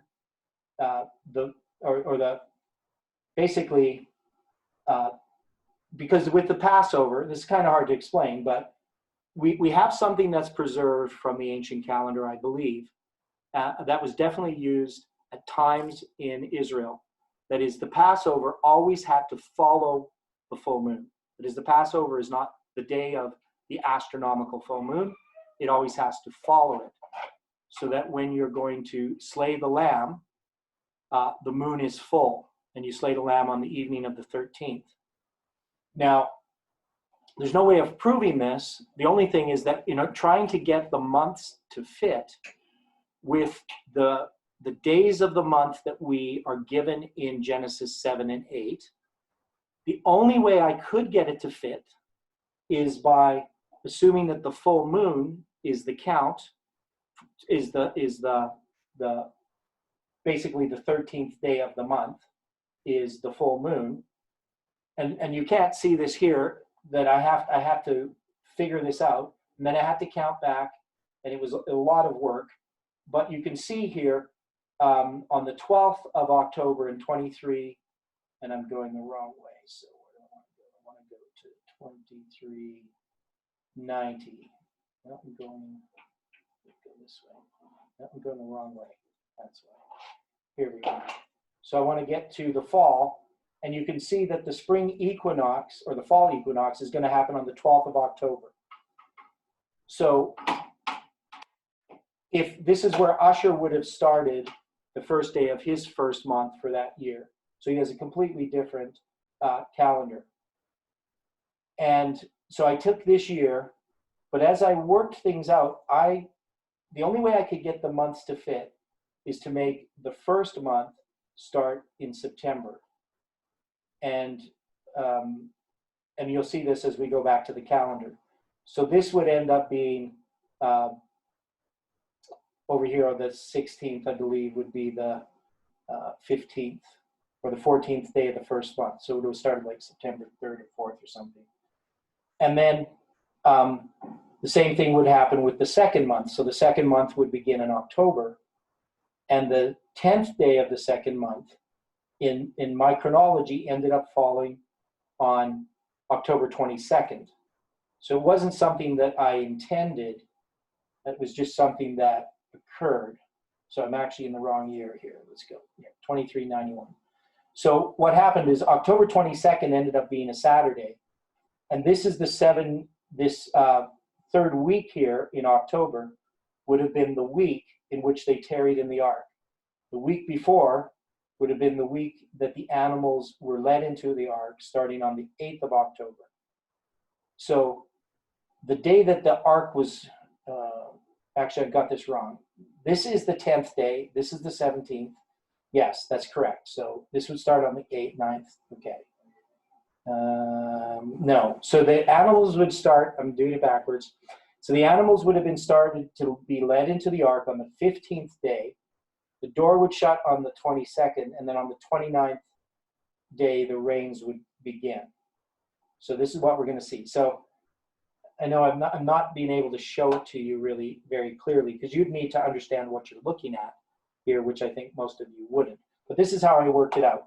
So I went back to this, and I worked out each month when I thought those months would start and end. And I tried it also with the visible crescent moon. And then I tried to fit the chronology of Genesis 7 and 8 so that the months and the dates would line up with the spans of time they gave us. And the thing is, the only way I could do it is to have the 10th day of the 7th month on the biblical calendar being October 22nd and being a Sabbath, which seemed like a fortuitous or a providential direction that God gave in confirming it. And I didn't even notice it until I first presented it. So let's look again at this now that I've totally confused you with all that stuff. So, but you see the problem that we had. So it's not going to be easy for us to do. That's my point. But in this chronology, you'll see now I have the 7th month being shown here as Tishri. Of course, they probably didn't name it Tishri. They probably would have been Ethanim as the 7th month, because Tishri is a Babylonian name that came much later. But still, the idea is that this is the month that's the 2nd month of Noah's life. And so the animals started coming into the ark on the 3rd of October, or the 15th of October, pardon me. And this would be the 3rd of Tishri that would happen. So the 3rd day of the biblical month, but the 15th day of October. And then on the 22nd of October, on the 8th day, Ellen White calls it, the door of the ark was closed. Right? So this is October 22nd, the 10th day of the 7th month, according to the biblical calendar, that the door of the ark was closed. And so I noticed this first when I presented it, the first time before that, I never even noticed that, just because we were absorbed in all the details of it. So this seemed to me to confirm that there was a coincidence here that seemed very unlikely, that I had created this calendar unintentionally to have the 10th day of the 7th month to be October 22nd. And then on the 17th day of the 2nd month, they tarried in the ark until the 17th. And then on that Sabbath, the rains began. Now I have little tiny numbers up in, so I have the dates here. I have if in your notes you can see it, if you have your notes. I have the biblical month number at the top in each box, and a Julian number on the bottom. And then I have these little tiny superscripts, numbers beside that, counting the days. So it'll count like the 1st day to the 7th day, and then the 1st day to the 7th day. And then when the rains begin, that becomes the 1st day. So that orange one next to that line of yellow, at the end of that line of yellow, that's the 29th of October, and that's when the rains began. And then I number each of these days. And so when I come through, the 40th day is going to be December 7th, and it's going to be the 26th day of the 8th month that the 40 days end. And then the 1st day of the 150 begins on December 8th. And these are in a green color. So this is how I did this. And I count out each of the days. And once I get to the end of 150 days, that ends up being the 29th day of the 13th month. So one of the things that, in order to have the 2 periods of 150 days, I end up with a leap month. So I have an extra month, a second Adar, or V-Adar.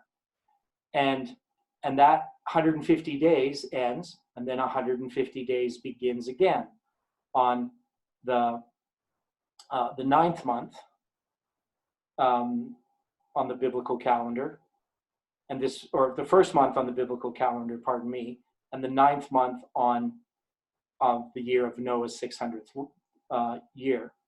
And then this is a period here where I count through to the first day of the 10th month. So one of the things you see that's kind of interesting when you look at this is that a whole bunch of things are going to line up in ways with the Sabbath that are quite interesting. So when we get to these 3 periods of 7 days, so this is the period here, this is the month of Sivan on the biblical calendar, and it's the 11th month in Noah's 600th year. So the first day of the 10th month was over here. That would have been the 6th of June, but it also would have been the first day of the 2nd month in the biblical calendar. And then I have these 40 days. So there's a 40-day period here. That's in green again. And then you have the Sabbath is the day that these birds are let out. So they're the beginning of the week. Or not the Sabbath, the Sunday, pardon me. So on the Sunday, he's going to let out the raven and the dove. He's going to let out the dove again, and then finally the dove again. So there ends up being 3 periods of 7 days. And those periods of 7 days, the Sabbath would be the 2nd day of the 12th month on Noah's calendar, but the 2nd day of the 4th month on the biblical calendar.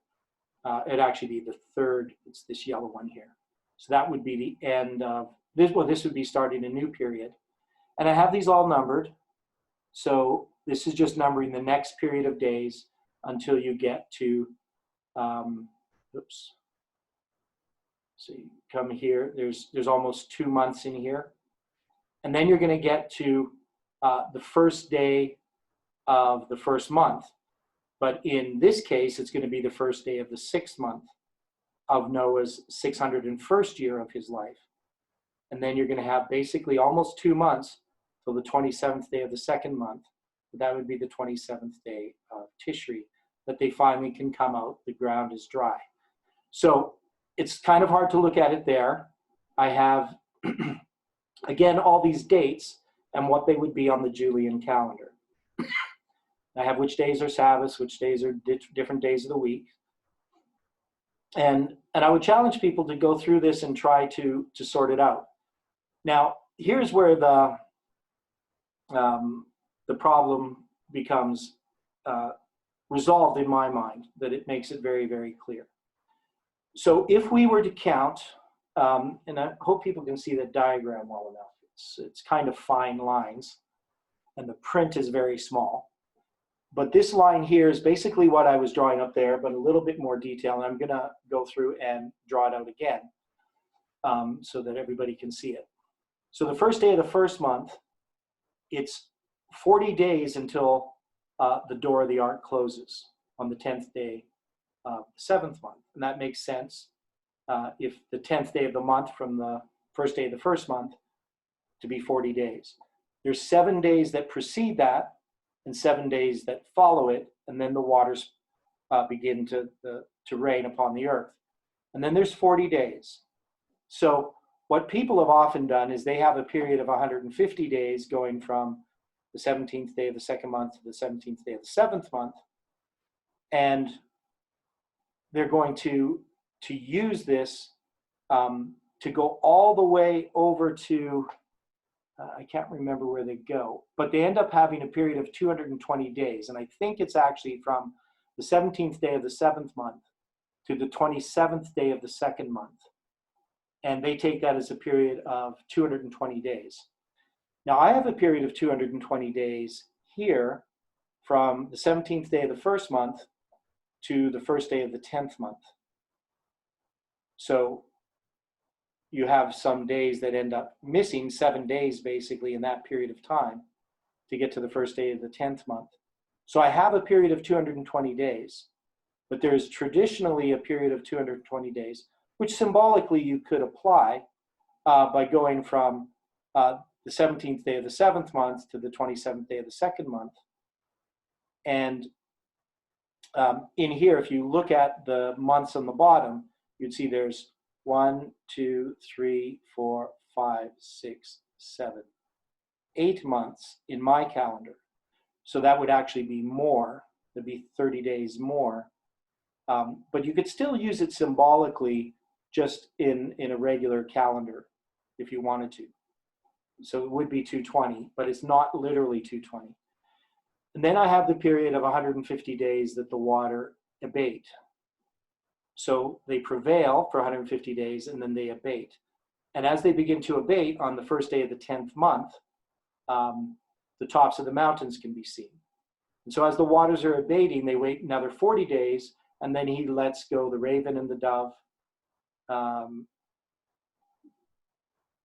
And the raven, the dove, the dove, the dove. I think I put that wrong.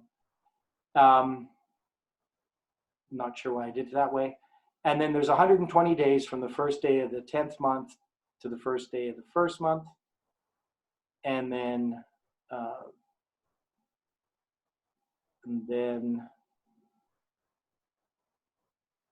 you have the rest of the period of time there. So that's that's sort of the in a nutshell.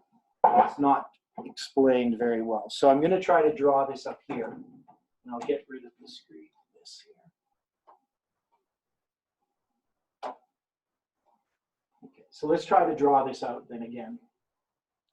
Theodore, it's nice to see the 220 there in your line because of the restoration.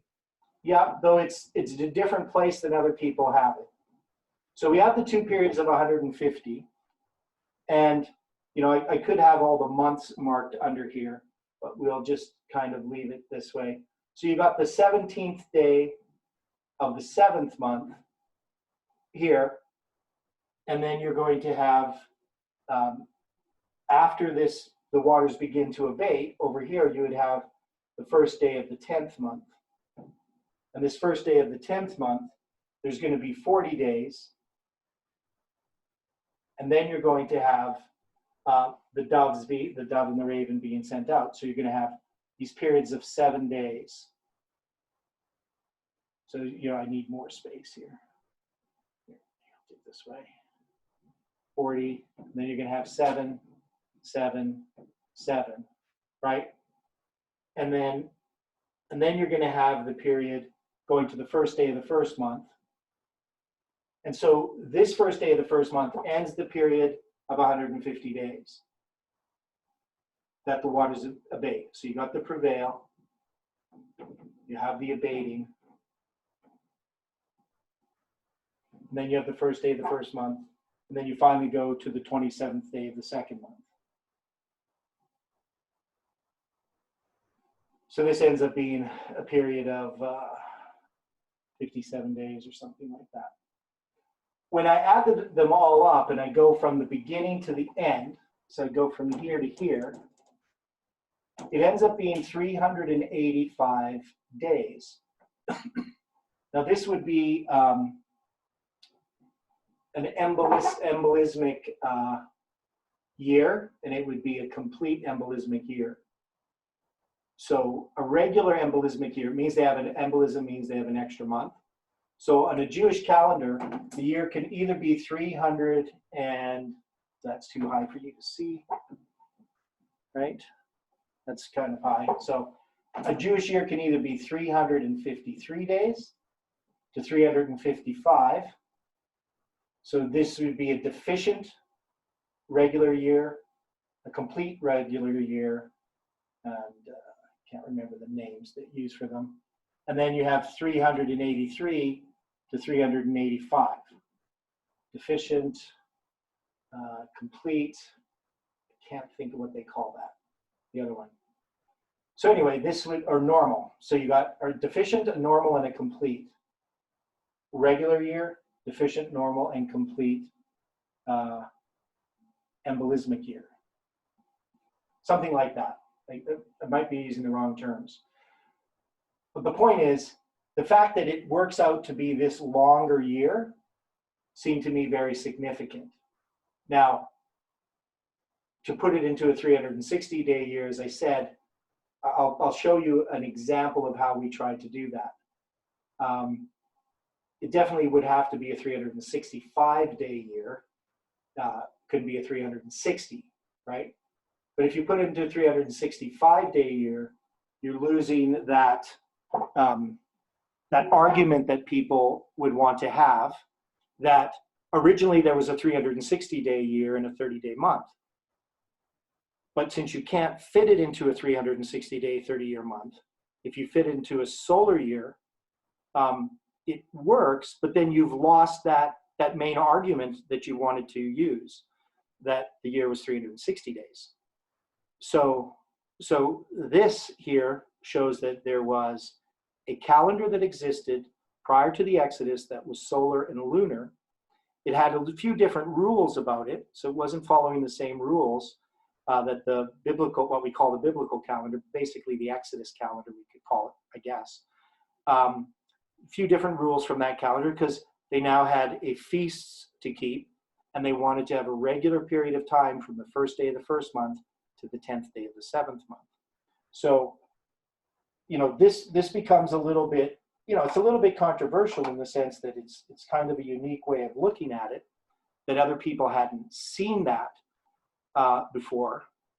But the thing to me is that God seemed to be leading in this, and especially when I saw the 10th day of the seventh month, which is in the fall on October 22nd, and that it was a Sabbath, and also that the weeks in which the birds were sent out also fell within the actual weeks of the sabbatical cycle, seemed to me to also be another confirmation.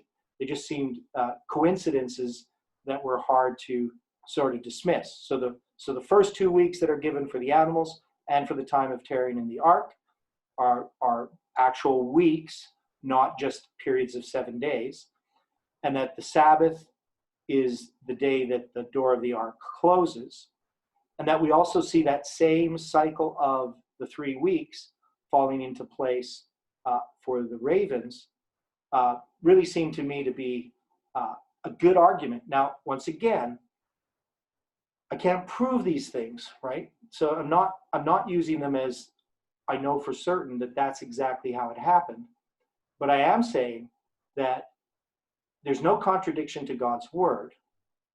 There might be a contradiction to a person's interpretation of the word, but there's no contradiction to God's word. There's no contradiction to reason. There's no contradiction to the way the universe is created. That is, we can look at those months and we can discern how they would have observed the month prior to the flood. And the thing about it too is that people were more intelligent. Later on, the idea of observing the first visible crescent would have been an adaptation to figuring out the timing of the month. And that would be because the people had lost the ability, the mental ability, to do the calculations that are needed to know when the moon is going to be full. So God just gave them a calendar that they could follow based upon what they had experienced. So in Egypt, they did have a 360-day calendar that was not based on the moon, but they also had a lunar month. So people always were aware of the lunar month, but how that changed and how they calculated it or how they observed it has changed throughout time. And this is something that you can show that it's not always been the same. So when we use, for instance, the rabbis from the 5th century, we use their suggestions on how the year was determined, 2,000 years before their time, or even 500 years before their time. You see, one is they don't agree, so that means there isn't one universally accepted understanding of it, which means that the truth of it was probably lost, and that's why the Karaite Jews came along as time went on and tried to restore what they believed was the correct calendar. And there was actually different groups of Karaites who had different views. So, but generally people would accept by consensus when the month began, when the month ended, what the month was. They didn't have the same views that we have regarding calendars. They didn't have this fixed calendar. They had a calendar that was observed. So I know that's a long explanation, but one of the things that we see in this story as well, and if I go back to sharing the screen, that I didn't really point out, is that there's a number of chiasms that exist. So the first obvious one is the period, 2 periods of 150 days. So that would be a chiasm. We also have at the beginning, from the first day of the first month to the end of the 40 days that it rained, there's 2 periods of 40 days that exist there, plus 2 periods of 7 days, one extending past the first period of 40 days or between the 2 periods, and the other one being the last 7 days of the 40 days. So interesting little chiastic structures.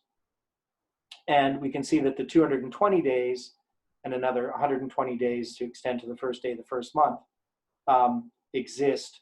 And some people might question why it's 120 days from the first day of the first month, first day of the 10th month to the first day of the first month. And part of that is that there is an extra 30-day month in there, and I'm also not really counting to the first day. I'm kind of counting to the last. How am I doing that? I can't remember. I think I'm just counting inclusively or ordinally. So there's really like 119 days between there, I think.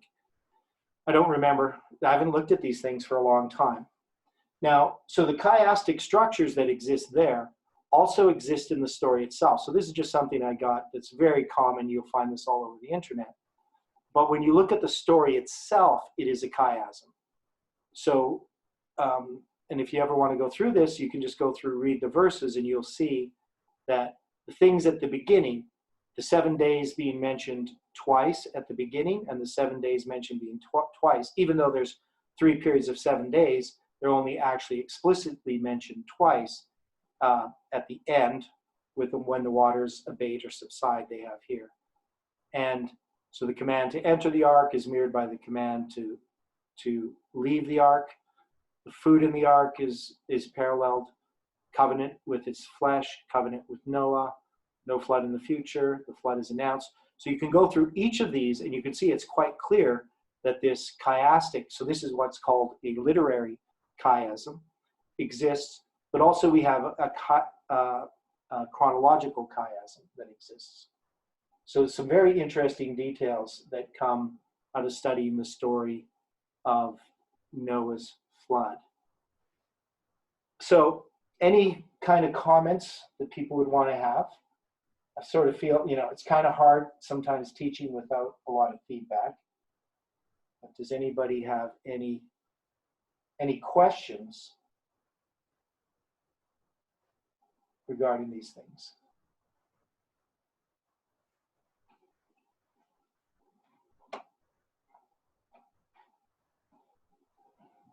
Theodore, I had a nice thought on Genesis chapter 8, verse 1. Would you be able to read that verse for us? Okay. It says, and God remembered Noah and every living thing and all the cattle that was with him in the ark. And God made a wind to pass over the earth, and the waters assuaged. So when I was just kind of looking it over, looking prophetically, if you see the 8:1, I think 8:1 equals the priests. Yeah, and you look at Hebrews 8:1. Yeah. You're familiar with Hebrews 8:1. Okay, no, go ahead. Read Hebrews that too. 8:1. And then, Yeah, Hebrews 8:1. If you read there, it ties into the priests again. well, yeah, Christ our high priest. It says, Okay. now of the things which we have spoken, this is the sum. We have such an high priest who is set on the right hand of the throne of the majesty in the heavens. So it's kind of interesting, yeah. If you want to, I was thinking too with 8:1 there, with because it talks about the wind. Yeah. In 8:1, so I was thinking, Islam, but it didn't say east wind. But then we could think the 4 winds being held back, maybe. And then the last word there, assuaged. Yeah. I was just thinking it seemed odd that what kind of word is, so it's pacifying or appeasing. And then I just think whenever I see the word I think Islam. Yeah, well, yeah, but that's just English. Yeah, the King James word there is, or not the King James, but the Hebrew word there means to appease, assuage, make to cease, pacify, set, usually to control some kind of anger. So in the case of this wind, this wind is actually a ceasing of the anger. Right, pacifying. Yeah, and it's the word ruach, which is breath, which is also spirit, right? So the Holy, you know, like the wind breathing on them, like when Christ breathed upon them. like, possibly. Yeah. Ruach HaKodesh, you know, the Holy Spirit. So when you see wind there, what do you think? Do you think Islam or some other? Well, I don't think Islam. I don't think just because No. symbols can have more than one meaning. And Sure. God remembering Noah. Maybe it's the four winds being held back, kind of an idea. I don't know. The angels holding those winds. I wouldn't put it into that context here. Okay. This is more later on, right? So this is the abating. I don't know. I've never tried to put the story of Noah into a line per se, like we're doing now. I mean, we have the old line. There's the time of the end of 120 years. You know that they say man has 120 years. So there's the end of a time prophecy. But you can even put smaller lines within the story itself, right? So, you know, you have the two weeks there at the end before the door shuts. And so 2 time prophecies, 70-year time prophecies can occur. Time prophecies. So this is prefiguring some of the later chronology that happens, some of the later patterns that happen that God uses. So time periods, whether it's the 430 and the 400 years that end together, or the 2520 and the 2300 days, or also in 1798 for the time of the end, you have a period of 1260 and a period of 1260 together. They combine to be a 2520 that end in 1798. So you have these periods of time that can mark the time of the end. You know, their period of darkness that exists. So, you know, having these time prophecies, the 120 years is obviously a time prophecy, but even the 2 periods of 7 days that are talked about definitely are symbolic before the door of the ark closes. So you know, there's different ways in which you can draw these lines, because you can draw them on a smaller scale or on a larger scale. Because you can take a reform line that covers from the beginning of creation to the second coming, you know, if you wanted to, starting with the period of darkness before the earth is created. But within all of those lines, there's smaller lines that are all chained together. And even within one line itself, there can be smaller personal lines. And that's what we're seeing in our history, is we're seeing that we have all these different lines, but we have a bigger line. You know, we have a line that goes from 1798 to the second coming. But we also have a line that goes from 1989 to the second coming. And then we have a line of the priests and the line of the Levites, the line of the United States. It goes further back, right? So there's all these different lines. So trying to fit the story into a line, I think you have to follow some rules. And one of them is usually time prophecies of some sort, or periods of time to mark when the time of the end, so to speak, is for that line. But, you know, it gets more complicated in some of the lines, because some of them, the periods of time are not as clear as in others. So, Amen. I was looking at, my dad and I had printed out the charts from, I think it's Future is Now, which was years ago, that ministry. I don't know who they are, or if they're still with FFA, but they had posted out a huge chart of the Great Reformatory lines. I don't know if you know that chart, but it's got about 7 or 8 lines on there, and I've added details to them over the years. And my dad and I worked through the line of Noah in about 2006 and 7 and threw in some of those dates. And my dad and I, just as a surface level, when we did this, we just used, you know, Genesis 7 and calculated to 377 days with Noah on the ark in total. But now I see this other 7. So if you take just as a surface reading from the calculations that we got in 2007, if you go 377 plus another 7, then I guess it came to 384. Yeah, I don't know if So we were close to your number. Yeah, I guess, yeah, 384 or 385. So you were doing the 2 periods of 150 days, right? Yeah. Is that what you're saying? Yeah. That would be the Very whole surface period. level. We did it. It Yeah, was very the thing is, surface level. also, there's a difference between the year, because the year starts on the first day of the first month in the 600th year of Noah's life, and they leave the ark on the 27th day of the second month of Noah's life. And so when you're counting that year, that's a little bit different than the time in the ark, because they're going to be ark from the, if you're going to count from the 10th day of the second month, right, in the dates that they give, from the 10th day of the 7th month, that's when the door of the ark closes, then to the 27th day of the second month. In that one, you would then have, it depends how you're counting, so I'm not sure how you were counting that. We just used, the general, very surface level information from Genesis. So it wasn't very in-depth at all.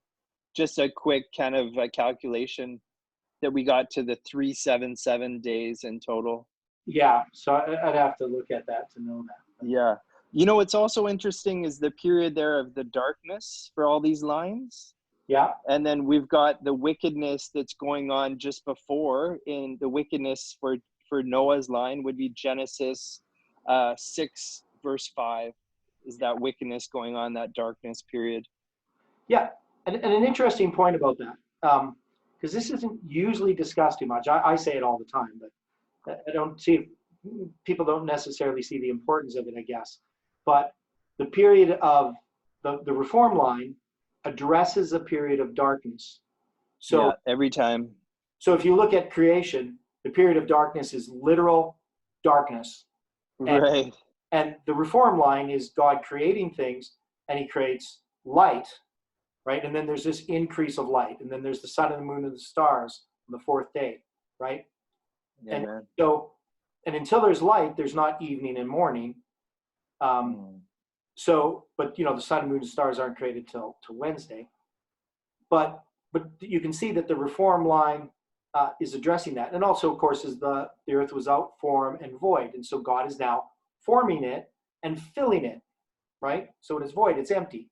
So now he's filling it with life. So you can see that reform line is addressing the very specific conditions that exist in the period of darkness.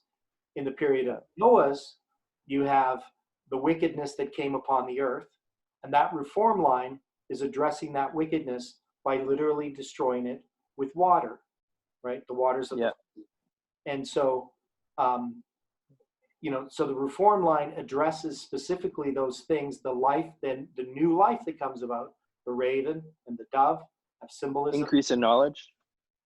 Yeah, there's an increase of knowledge, I guess, that as the waters increase, but it's literally waters. And then you have, and you could try to break this down and have, the first angel's message and the second angel's message and the third angel's message. You could break that down in different ways. So there's different ways to draw the line. But, they come to the mountains of Ararat. They're sheltered there. But the tops of mountains are not yet seen. So when they says they come and rest in the mountains of Ararat, it doesn't mean that, they're now, the ark is totally rested down on the ground. They're caught in some way, maybe on the mountains. I'm not sure how that is, but they don't actually see the tops of the mountains until a couple months later. And then still the waters have to and the waters are prevailing at the time that they're prevailing, and even they're abating. I imagine that they're doing all that damage to everything that existed. And we can see the evidence geologically, what happened when the flood waters prevailed and then abated. There's just so many things about it. But anyway, getting back to the reform lines. So you look at the captivity, for instance, the reform line there addresses the captivity, the Babylonian captivity. You have a reform line. It's all about addressing the things that were taken away that created that period of darkness. In our line, there's a number of things that are dark about the period of darkness. But most of it has to do within Adventism, it has to do with understanding scriptures. Amen. So our reform line is all about an increase of understanding of how to study the Bible correctly, which is Miller's rules, but that's what's lost. So when you have a reform line, that reform line occurs, but then there's always a falling away, and something else comes back, and then that has to be addressed. In that falling away, a new issue is addressed in a reform line. And so you have this continually repeated again and again throughout history, that you have a reform line, falling away, a progressive destruction of four that leads to a period of darkness, and then you have a time at the end, an increase of light, and then that other reform line happens again. And every single time God is showing us some new truth. When we come down to the end of the world, though, we have the effect of every vision. So we can actually look at lots of different reform lines within our reform line, lots of different periods of darkness, depending on which group of people you're studying. So it's just, becomes very complicated in our time. And so only when you have the internet could you have that complexity to sort it out. So we also see Noah here being guided by God in Genesis 6, 13 to 17. Yeah. Where the angel somewhat, for this reform line showing that, coming down in each of the lines. Yes. Yeah. And we've done that in the past. The thing is, all these old reform lines that we used to have, we didn't have Midnight and the Midnight Cry. We didn't have a lot of the wavelengths we have now. And we were doing them in a much simpler fashion. We didn't have internal, external lines. We didn't have different groups of people within lines or different, multiple, like 3-step tests. Fractal. And all these things. Yeah, there was no Sure. wheels within wheels is the term I prefer. Yeah. But that's good. So we didn't have all these things. So when you go back and you look at our old reform lines, one is we have more in our reform lines now, but we actually lost some of the simplicity, I think, of the old lines, because we used to talk about the arrival, the formalization, the empowerment of each of the first, second, and third. The Waymark, That's a bunch of other things. So hopefully that was helpful. I'm hoping that it was. Watch it on the internet later on can follow everything that we did. Now, that's profound about the October 22nd, by the way. Yeah. When the door closes, because we always see a 7.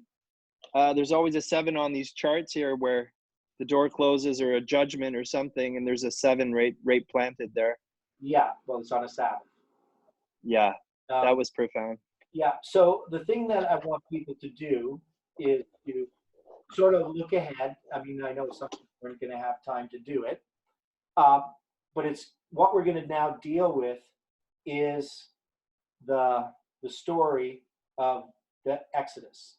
But in order to do that, I'm going to have to go back and deal with the 430 years, and the 400 years. Now, I do deal with it in one of my other studies on the 2 sticks, which I do on Mondays. And so, it's a little bit of repetition of these 2 ideas. So this is a lot of the stuff here is actually in the joining of the 2 sticks. So I have a section called the separation and joining of the 2 sticks. And so I actually took it out of there. So some people might find this repetitious, but actually repetition is usually helpful in this type of thing. And so deepens the impression. Yeah. As long as it's thinking repetition and not mindless repetition. Amen. Because that would be the Jesuit method of right. repetition. But so what I'm going to do here, though, and next time is really deal with that span from the flood to the Exodus itself, but not necessarily then we're going to study the Exodus after this. So we're studying the sojourning period, but we're also including the period after the flood. So in a little bit more detail on that and try to look at that chronology. So that's what will happen next Sunday. So well, let's close with prayer and then we can say our goodbyes. Dear Father in heaven, we thank you for this study. We know, Lord, that there's some things hard to understand in the scriptures. And I know that this topic is not an easy one to present or to understand. But we can see, Lord, how you have led. Particularly with the shut door on October 22nd in 2391 BC, that I believe typifies what happened in October 22nd, 1844, and that could actually come about in just a studying of the chronology without any intent. And so, Lord, I thank you for that, and I thank you for the people that are studying, that are looking for you. We're thankful, Lord, for the light that you continue to give us.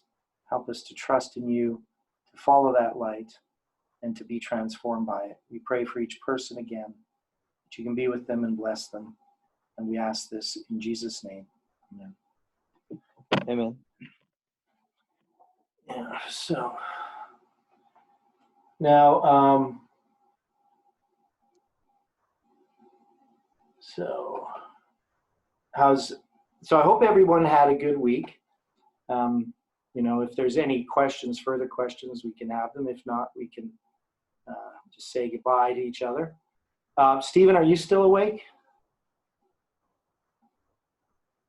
Doesn't seem like Yeah. you are. What time is it there? It's yep. I didn't hear what you said.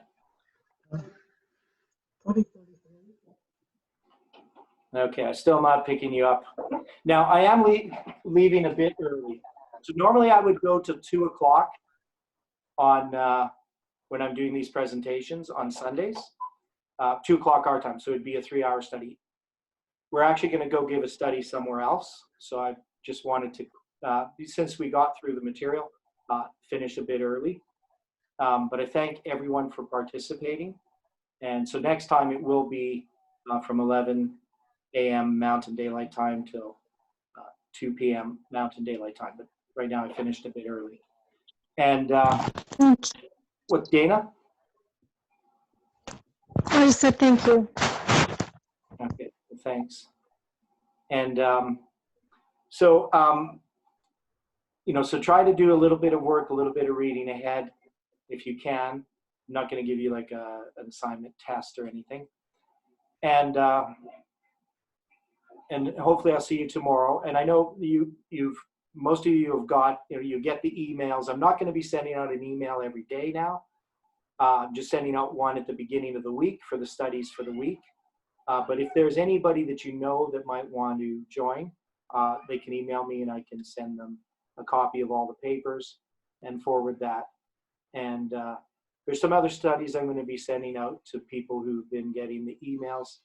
I'm writing some more papers that explain some things. So, I'm going to send that to everybody so everybody eventually gets all my papers. Okay, well, thank you very much. See you, Stephen. See you, Dana, Angela, and Brian. And there was Beatrix. Thanks, Theodore. Yeah, okay. Thank Theodore, you. I had a really quick question for you Okay. about those numbers behind you, or just right by your head there. Like the total number that you had for the days for Noah, was that a significant day or number? Like the total number? I haven't thought about it, and it's not all written in there. Everything. Okay. I mean, I Just curious. First day of the first month to the first day of the first month is 385 days of Noah's 600th year. So 385. Yeah. Okay. Okay. Well, thanks everyone. Thank you. Right, thank you, Thanks. Theodore.